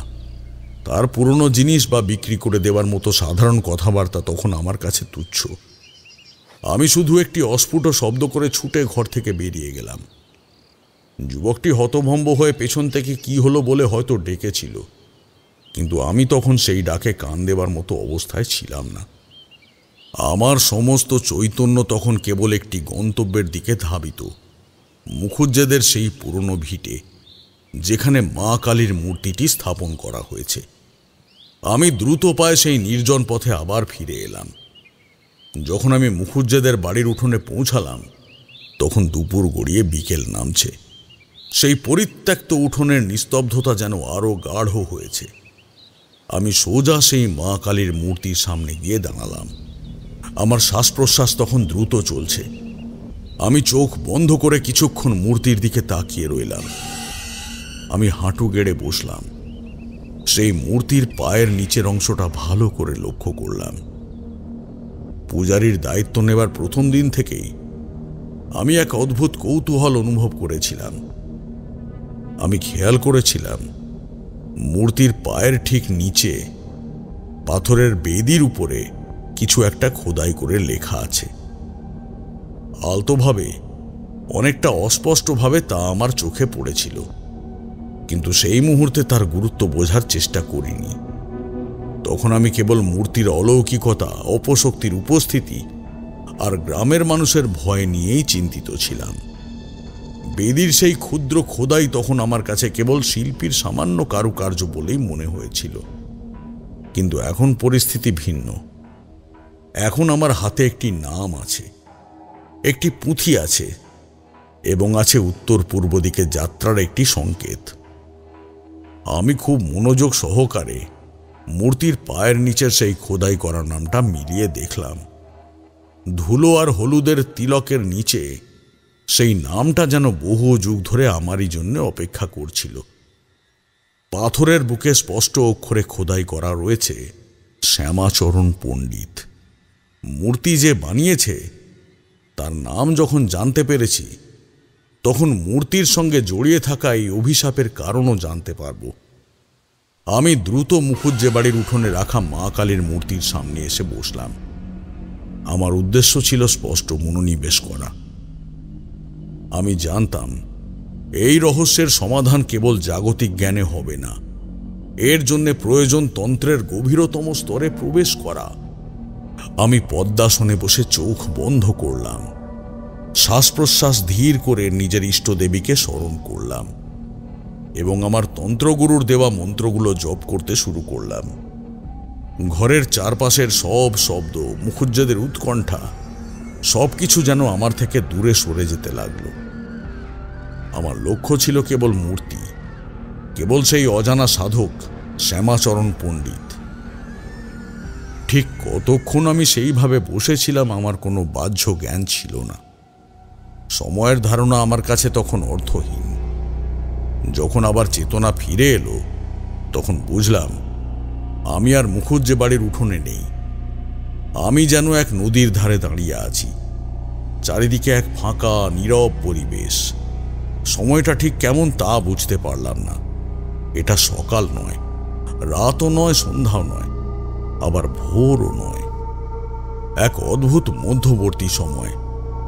আকাশে সূর্য দেখতে পেলাম না, চাঁদও নেই, কিন্তু একটা অদ্ভুত আলোর ছায়া চারিদিকে ছড়িয়ে আছে।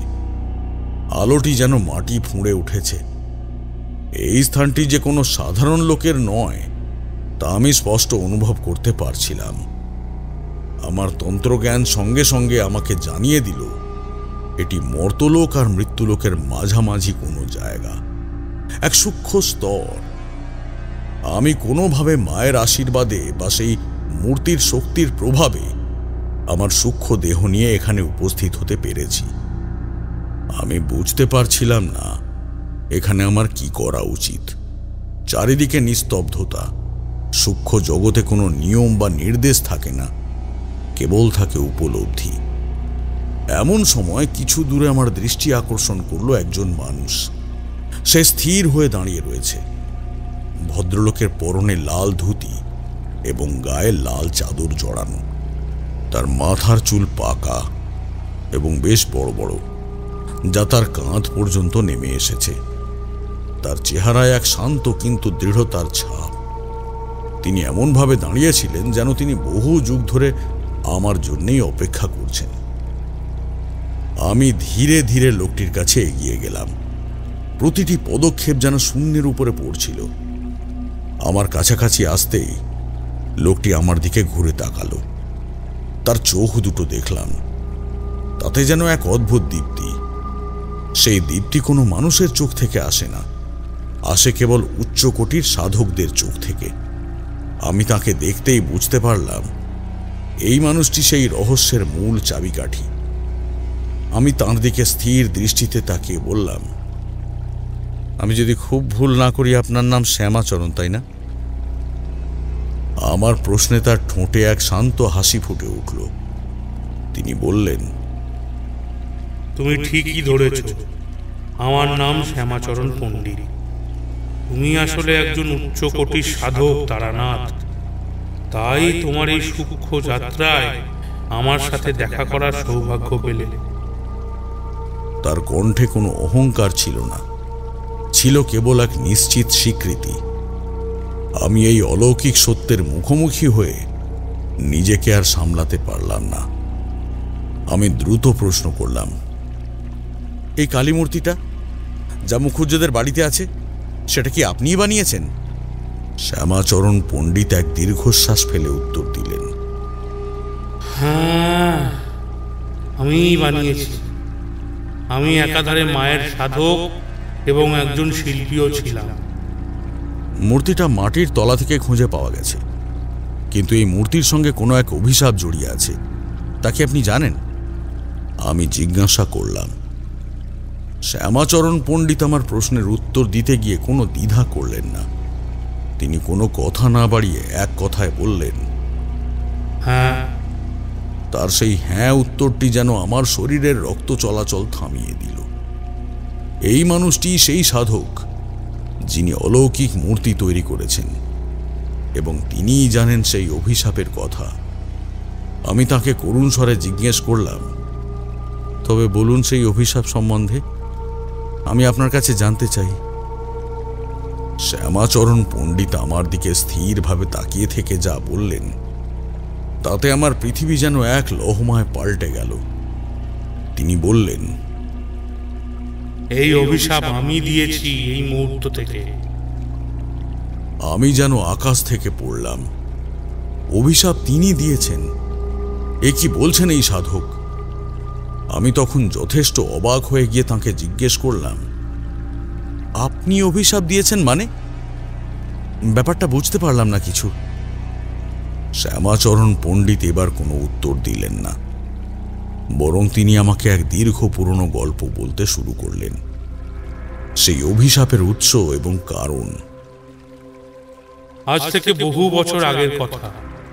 তখন আমি মায়ের সাধনা করি, আবার একই সঙ্গে পাথর কেটে মূর্তি বানাই।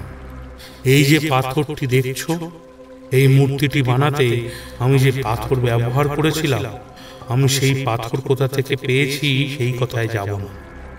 শুধু জেনে রাখো, এই ছিল পৃথিবীর সব থেকে দুর্মূল্য পাথর। এই পাথর পৃথিবীতে ততটুকুই আছে যতটুকু মায়ের মূর্তি বানানোর জন্য ব্যবহার করা হয়েছে। তাছাড়া এই পাথরের আর কোনো অস্তিত্ব নেই। তার চোখ তখন বহু দূরের অতীতে স্থির। অনেক সময় আগের কথা। তখন আমাদের গ্রামে এক ভয়াবহ মরক শুরু হয়েছিল।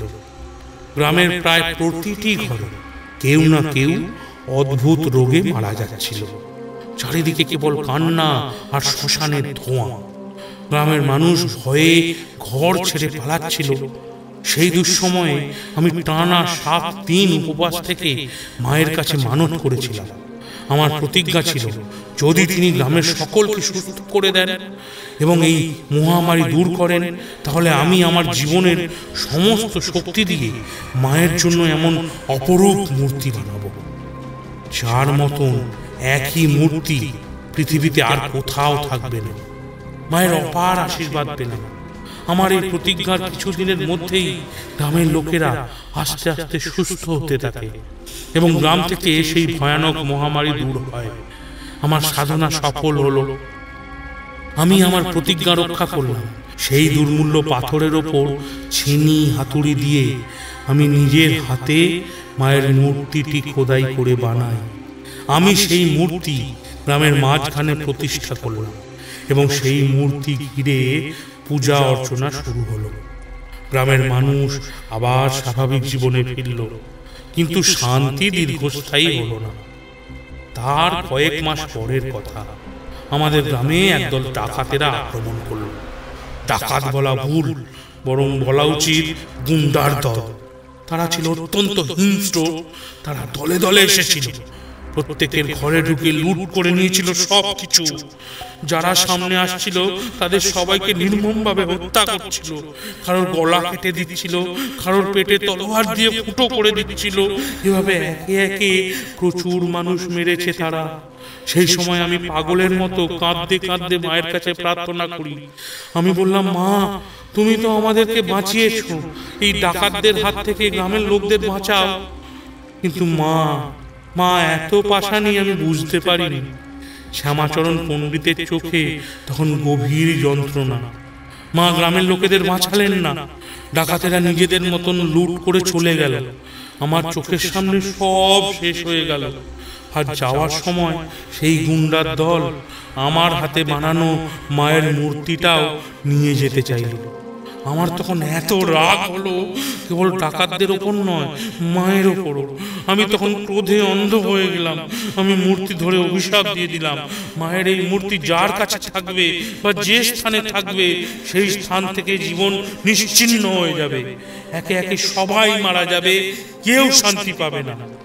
আর তারপরে সেই মূর্তি চলে যেতেই আমি আর এই পাষাণ পৃথিবীতে থাকতে চাইনি।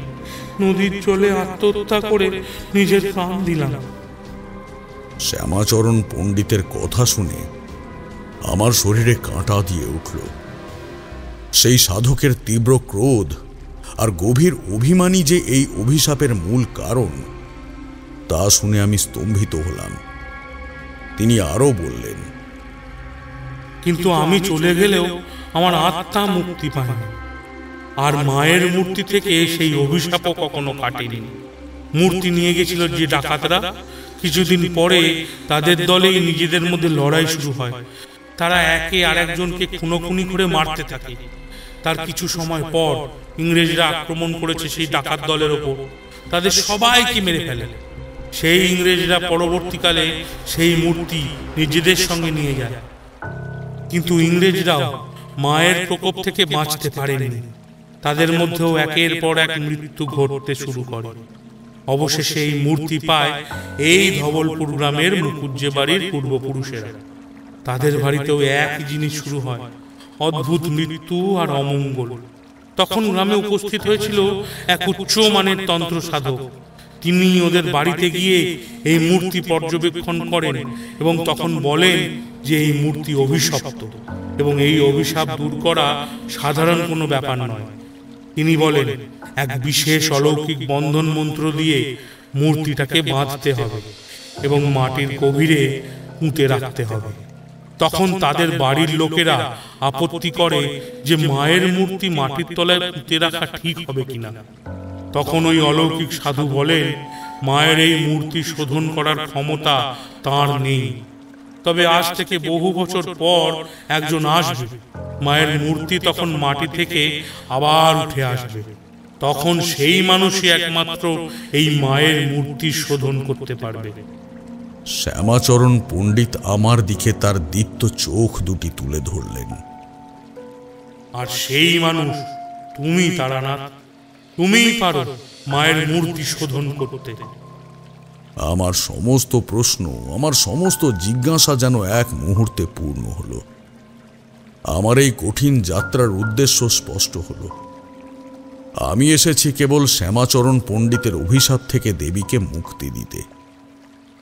আমি তখন আবেগাপ্লুত হয়ে জিজ্ঞেস করলাম, আপনি বলে দিন মায়ের মূর্তি আমি কিভাবে শোধন করতে পারি? শ্যামাচরণ পণ্ডিত এবার এক অমোঘ নির্দেশ দিলেন। তাঁর চোখে তখন কোনো ক্রোধ নেই, আছে কেবল কর্তব্যবোধ। তিনি বললেন, মায়ের মূর্তি শোধন করার একমাত্র উপযুক্ত দিন হলো আজকের দিন। আজ কৌশিকী অমাবস্যার রাত, চারিদিকে থাকবে ঘুটঘুটে অন্ধকার। মাঝরাত 12টার সময় মায়ের মূর্তিকে এই গ্রামের পাশের নদীর জলে নিয়ে গিয়ে স্নান করাতে হবে। সেখানেই মায়ের মূর্তির নতুন করে অভিষেক করে তাতে প্রাণ প্রতিষ্ঠা করতে হবে। আর এই সমস্ত প্রক্রিয়া তোমার নিজের হাতে করতে হবে, তাহলেই একমাত্র এই মূর্তি শোধন করা সম্ভব। তবে সবটা এতটা সহজ হবে না তারানাথ। আমার দীর্ঘকালের পুরনো অভিশাপ জমতে জমতে ক্রমশ এক অপশক্তিতে পরিণত হয়েছে। সেই অপশক্তি কিছুতেই মায়ের মূর্তিকে নদী পর্যন্ত নিয়ে যেতে দেবে না। এই রাস্তা অনেক কঠিন, কিন্তু তোমাকে এই কাজ করতেই হবে। কথাটা শেষ করেই শ্যামাচরণ পণ্ডিতের দীর্ঘ লাল চাদর যেন হাওয়ায় কাঁপল। তিনি ধীরে ধীরে আমার চোখের সামনে অদৃশ্য হয়ে গেলেন, যেমন সূক্ষ্ম জগতের সবকিছুর নিয়ম। আর ঠিক সেই মুহূর্তে আমি এক তীব্র ঝাঁকুনি খেলাম। চারিদিকের অদ্ভুত আলো নিভে গেল, নদীর জল মিলিয়ে গেল, সঙ্গে সঙ্গে আমার জ্ঞান ফিরে এলো। আমি দ্রুত উঠে দাঁড়ালাম। উঠোনেই মুখুজ্জে মশাই আর গ্রামের কিছু বয়স্ক লোক উৎকণ্ঠায় অপেক্ষা করছিলেন। তারা আমাকে দেখেই ছুটে এলেন। বাবা, বাবা আপনি ঠিক আছেন তো? কতক্ষণ ধরে বসেছিলেন? আমরা তো ভয়ে আপনাকে ডাকিও নি। মুখুজ্জে মশাই কথাটা ব্যাকুলভাবে বললেন। আমিও তাদের সকলকে একটু শান্ত অথচ দৃঢ় কণ্ঠে সমস্ত ঘটনাটি ছোট্ট করে জানালাম। শ্যামাচরণ পণ্ডিতের অভিশাপের কথা, মূর্তির রহস্যময় ক্ষমতা এবং সেই সাধকের নির্দেশিত শোধনের উপায়। আমি সরাসরি বললাম, মুখুজ্জে মশাই, আজ রাত কৌশিকী অমাবস্যা, আর আজ রাতেই একমাত্র উপায় আছে এই মূর্তিকে শোধন করার। মাঝরাতে নদীর জলে মূর্তি স্নান করিয়ে অভিষেক করে প্রাণ প্রতিষ্ঠা করতে হবে, আর এই সমস্ত কাজ আমার একার হাতেই করতে হবে। মুখুজ্জে মশাইয়ের চোখে তখনও আতঙ্ক। তিনি ফিসফিস করে বললেন, অভিশাপ? তবে তো সর্বনাশ। কিন্তু বাবা, আপনি আপনি একাই এই ভয়ঙ্কর কাজটা করতে পারবেন তো? শুনেছি অমাবস্যার রাতে শ্মশানকালীর সাধনা খুব কঠিন। আর এ তো অভিশাপের সঙ্গে লড়াই। যদি আপনার কোনো বিপদ হয়?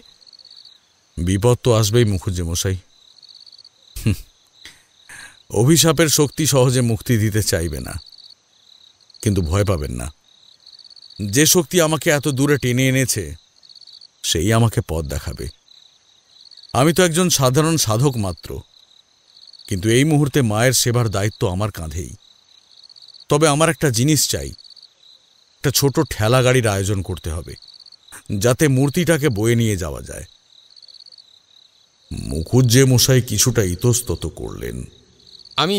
আমি একজন লোক দিয়ে দেব বাবা, বা আরো 2-4 জন লোক দেব আপনার নিরাপত্তার জন্য। না, মূর্তি আমিই নিয়ে যাব। শ্যামাচরণ পণ্ডিত স্পষ্ট বলেছেন, সমস্ত প্রক্রিয়া আমার নিজের হাতে করতে হবে। অন্য কেউ গেলে তাদের বিপদ হবে, তাতে কোনো সন্দেহ নেই। আপনারা শুধু ঠেলা গাড়িটা প্রস্তুত রাখুন। আমার কথায় মুখুজ্জে মশাই আর কোনো আপত্তি করলেন না। তিনি আমার এই কঠিন প্রতিজ্ঞার সামনে যেন নত হয়ে গেলেন। তিনি বললেন, মায়ের ইচ্ছা, তবে তাই হোক। আমরা সারা রাত মায়ের নাম জপ করব। রাত গভীর হল। আকাশ ঘন মেঘে ঢাকা, কৌশিকী অমাবস্যা। চারিদিকে ঘুটঘুটে অন্ধকার। এই ঘোর অন্ধকারে কোনো লণ্ঠনের আলো যেন সামান্য পথ দেখাতে পারছিল না। মুখুজ্জেদের বাড়ির পাশে একটি ছোট্ট ঠেলা গাড়ি প্রস্তুত ছিল। আমি সাবধানে সেই ভারী কালী মূর্তিকে ঠেলা গাড়িতে স্থাপন করলাম। সঙ্গে নিলাম একটি ছোট্ট ঝোলায় পূজার সামগ্রী, বেলপাতা, রক্তজবা, ধুনো এবং আমার সাধনার জন্য বিশেষ কিছু দ্রব্যাদি। নদীর ঘাট বাড়ির থেকে খুব একটা দূরে নয়, কিন্তু এই অমাবস্যার রাতে সেই পথ যেন অজানা দূরত্বে পরিণত হয়েছে। মাঝরাতে রওনা দিলাম নদীর ধারে যাওয়ার জন্য। ঠেলা গাড়ি ঠেলে প্রথম পা ফেলার কিছুক্ষণের মধ্যেই অদ্ভুত ঘটনা শুরু হলো। প্রথমে শুরু হলো এক তীব্র ঝড়। কোনো সতর্ক বার্তা ছাড়াই আকাশ ভেঙে বাতাস বইতে শুরু করল। গাছের ডালপালা সজোরে আছড়ে পড়তে লাগল। সঙ্গে সঙ্গে ঘন মেঘে শুরু হলো ভয়ঙ্কর মেঘের গর্জন। প্রকৃতি যেন নিজেই এক ভয়াবহ রূপ ধারণ করেছে। তারপরেই শুরু হলো শব্দের খেলা। আমার চারপাশ থেকে ভেসে আসতে লাগলো অদ্ভুত বিকট আওয়াজ। সেগুলো মানুষের কান্না বা চিৎকার নয়, যেন কোনো পৈশাচিক গোঙানি। মনে হলো যেন অদৃশ্য কোনো সত্তা আমার চারপাশ থেকে আমাকে ঘিরে ধরেছে। বাতাসের প্রত্যেকটা দমকের সঙ্গে মিশে আছে অট্টহাসির আওয়াজ, তীক্ষ্ণ কর্কশ এবং বিদ্রুপাত্মক। আমার দৃষ্টিভ্রম শুরু হলো। আমি জানি আমি সোজা পথেই যাচ্ছি, কিন্তু হঠাৎ মনে হলো যেন আমি রাস্তা হারিয়ে যেতে শুরু করেছি। একবার দেখলাম রাস্তার পাশে একটা বিশাল কালো গাছের ডাল যেন সাপের মতো আমার দিকে এগিয়ে আসছে। আবার আরেকবার মনে হলো পথের পাশে দাঁড়িয়ে থাকা একটা পুরনো মানুষ যেন আমার দিকে তাকিয়ে হাসছে। আমি চোখ কচলে তাকাতেই দেখলাম সেখানে কিছুই নেই, শুধু এক রাস অন্ধকার। এগুলো সবই সেই অভিশাপের অপশক্তির তৈরি করা মায়াজাল। আমার মাথার মধ্যে তখন তীব্র যন্ত্রণা শুরু হয়েছে, যেন কেউ হাতুড়ি দিয়ে আঘাত করছে। তবুও আমি ঠেলা গাড়ি ঠেলে এগিয়ে চললাম। আমি নিজেকে প্রতি মুহূর্তে মনে করাচ্ছিলাম শ্যামাচরণ পণ্ডিতের অভিশাপ আর মায়ের শোধন। অনেক কষ্টে সেই সমস্ত বিভ্রম আর চিৎকার উপেক্ষা করে আমি নদীর ধারটিতে পৌঁছালাম। নদীর ঘাট ছিল তখন ভীষণ উত্তাল। কৌশিকী অমাবস্যায় নদীতে জলস্ফীতি স্বাভাবিক, কিন্তু আজ যেন তার চেয়ে অনেক বেশি। নদীর জল বড় বড় ঢেউ তুলে বারবার পাড়ে আছড়ে পড়ছে, যেন জল নিজেই আমার এই শোধন যজ্ঞকে প্রতিরোধ করতে চাইছে। আমি দ্রুত ঠেলাগাড়ি থেকে মায়ের মূর্তি নামালাম। মূর্তিটি সত্যিই ভারী, কিন্তু তখন আমার শরীরে যেন এক দৈবী শক্তি ভর করেছিল। কোনো মতে সেই মূর্তিকে ঘাটের সিঁড়ি দিয়ে নামিয়ে নদীর জলে স্নান করালাম। অভিশাপ দূর করার প্রথম ধাপ এটি। মূর্তি জলে ডোবাতেই জলের রং যেন এক লহমার জন্য ঘোলাটে হয়ে উঠল। তারপর সেই মূর্তিকে টেনে উপরে তুলে আনলাম। নদীর ধারে একটি পরিষ্কার জায়গায় বালির উপরে আমি মূর্তিকে স্থাপন করলাম। এটাই হবে আমার যজ্ঞের স্থান। আমি দ্রুত বালির ওপর আমার যজ্ঞের স্থান প্রস্তুত করলাম। একটি ছোট্ট আগুনের বেদি তৈরি করলাম। আমার আনা পুজোর সামগ্রী দিয়ে অভিষেকের আয়োজন শুরু করলাম। কিন্তু অপশক্তির বাধা তখনও শেষ হয়নি। আমি যখন ধুনো ধরিয়ে যজ্ঞের আগুন জ্বালালাম, ঠিক তখনই নদীর জলের বড় বড় ঢেউ উঠে এসে সেই ঢেউ বারবার আমার যজ্ঞের আগুন নিভিয়ে দিতে চাইল। জল যেন একটা ক্ষিপ্ত পশুর মতো আমার দিকে ধেয়ে আসছিল। আমি মন্ত্রপাঠ করে এক হাতে আগুনকে রক্ষা করার চেষ্টা করছি, ঠিক তখনই এত জোরে বাতাস দিল যে পূজার উপকরণ, বেলপাতা, ফুল সব যেন উড়ে যেতে চাইল। মনে হলো যেন অদৃশ্য কোনো হাত আমার পুজোর আয়োজনকে ভেঙে দিতে চাইছে। আমি তবুও থামলাম না। আমি আমার তান্ত্রিক ক্ষমতায় ভর করে মন্ত্রের মাধ্যমে আগুনকে ঘিরে একটি রক্ষা কবচ তৈরি করলাম। আমি যখন প্রাণ প্রতিষ্ঠার মন্ত্র জপ করছি, ঠিক তখনই ঘটল সবচেয়ে ভয়ঙ্কর ঘটনা। হঠাৎ মাঝখানে একটা শেয়াল এসে আমার উপর আক্রমণ করল। শেয়ালটি যেন একটি হিংস্র পশুর মতো আমার উপর ঝাঁপিয়ে পড়ল। আমার আত্মরক্ষার জন্য মুহূর্তের জন্য হাত উঠে গেল, কিন্তু পরক্ষণেই আমি চোখ খুলে দেখি যে না, সেখানে কোনো শেয়াল নেই। শেয়ালটি যেন হাওয়ায় মিলিয়ে গেল। এটা ছিল আমার মনের ভুল, অপশক্তির শেষ ইন্দ্রজাল। কিন্তু আমি জানি এই ভয়গুলো মনের হলেও এর পেছনের শক্তিটা আসল। আমি আর কোনো দিকে মন দিলাম না। সমস্ত ভয়, সংশয় আর মায়াজালকে দূরে ঠেলে আমি নিজের মন, প্রাণ সবকিছু দিয়ে পুজোয় নিজেকে আত্মসমর্পণ করলাম। আমি আমার পুজো পদ্ধতি শুরু করলাম। এটা কোনো সাধারণ আরতি বা স্তোত্র পাঠের পুজো ছিল না। এ ছিল পঞ্চমুণ্ডির আসনের সাধনার অনুরূপ এক উচ্চ স্তরের তন্ত্র সাধনা। প্রথমে স্বস্তি বাচন এবং সংকল্প পাঠ করলাম। তারপর আবাহন মন্ত্র জপ করে মায়ের মূর্তিতে প্রাণ সঞ্চার করার প্রক্রিয়া শুরু করলাম। মন্ত্রের প্রত্যেকটি শব্দ ছিল শক্তিশালী এবং জটিল। আমি যজ্ঞের আগুনে ঘৃতাহুতি দিচ্ছিলাম এবং মন্ত্রপাঠ করছিলাম। যজ্ঞের আগুনে যখন আহ্বান মন্ত্র জপ করছি, তখনই আমার শরীরের ওপর অভিশাপের চূড়ান্ত আঘাত শুরু হলো। কিছুক্ষণ পর আমার নাক দিয়ে আর কান দিয়ে রক্ত বেরোনো শুরু হলো। রক্ত যেন পাতলা ধারার মতো গড়িয়ে পড়তে লাগলো। সঙ্গে সঙ্গে মাথার ভিতর অসহ্য যন্ত্রণা শুরু হলো। মনে হলো যেন আমার মাথার খুলি ফেটে যাবে। আমি বুঝলাম শ্যামাচরণ পণ্ডিতের দীর্ঘকালের অভিশাপের শক্তি তখন আমার শরীরের মধ্যে দিয়ে মুক্ত হওয়ার চেষ্টা করছে। এইটি ছিল সাধনার চূড়ান্ত পরীক্ষা। আমার শরীর কাঁপছিল, মাথা ঘুরছিল, তবুও আমি কোনোভাবেই সেই পুজো থামালাম না। আমি দাঁতে দাঁত চেপে মন্ত্রপাঠ করে চললাম। আমার তান্ত্রিক সত্তা আমার ভেতরের মানুষটিকে তখন নিয়ন্ত্রণ করছিল। আমি যেন নিজের রক্ত দিয়ে সেই অভিশাপের ঋণ শোধ করার সংকল্প নিয়েছিলাম। আমি যখন মন্ত্র জপ করে চূড়ান্ত আহুতি দিচ্ছিলাম, ঠিক তখনই একটি অদ্ভুত জিনিস উপলব্ধি করলাম। আমার মাথার উপর যেন একটি হাতের স্পর্শ পেলাম। সেই স্পর্শ ছিল শীতল কিন্তু স্নিগ্ধ, যা আমার শরীরের সমস্ত যন্ত্রণা এক লহমায় শুষে নিল। আমি যন্ত্রের মতো পিছনে তাকালাম। সেখানে দাঁড়িয়ে আছে এক নারী মূর্তি, পরনে সাদা শাড়ি, লাল পাড়, তার মুখে এক অদ্ভুত উজ্জ্বলতা, এতই উজ্জ্বল যে আমি তার মুখ স্পষ্ট দেখতে পারছিলাম না, কেবল এক আলোকময় ছায়া।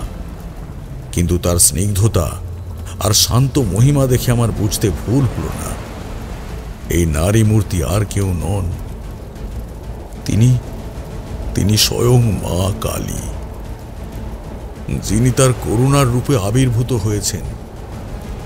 সেই মুহূর্তে সেই আলোকময় নারীর দিকে তাকিয়ে আমি আমার পূজার সমস্ত ফল উৎসর্গ করলাম। সমস্ত যন্ত্রণা, সমস্ত ক্লান্তি আর সমস্ত জ্ঞান যেন এক লহমায় আমার শরীর থেকে মুক্ত হয়ে গেল। তারপর আমি জ্ঞান হারালাম।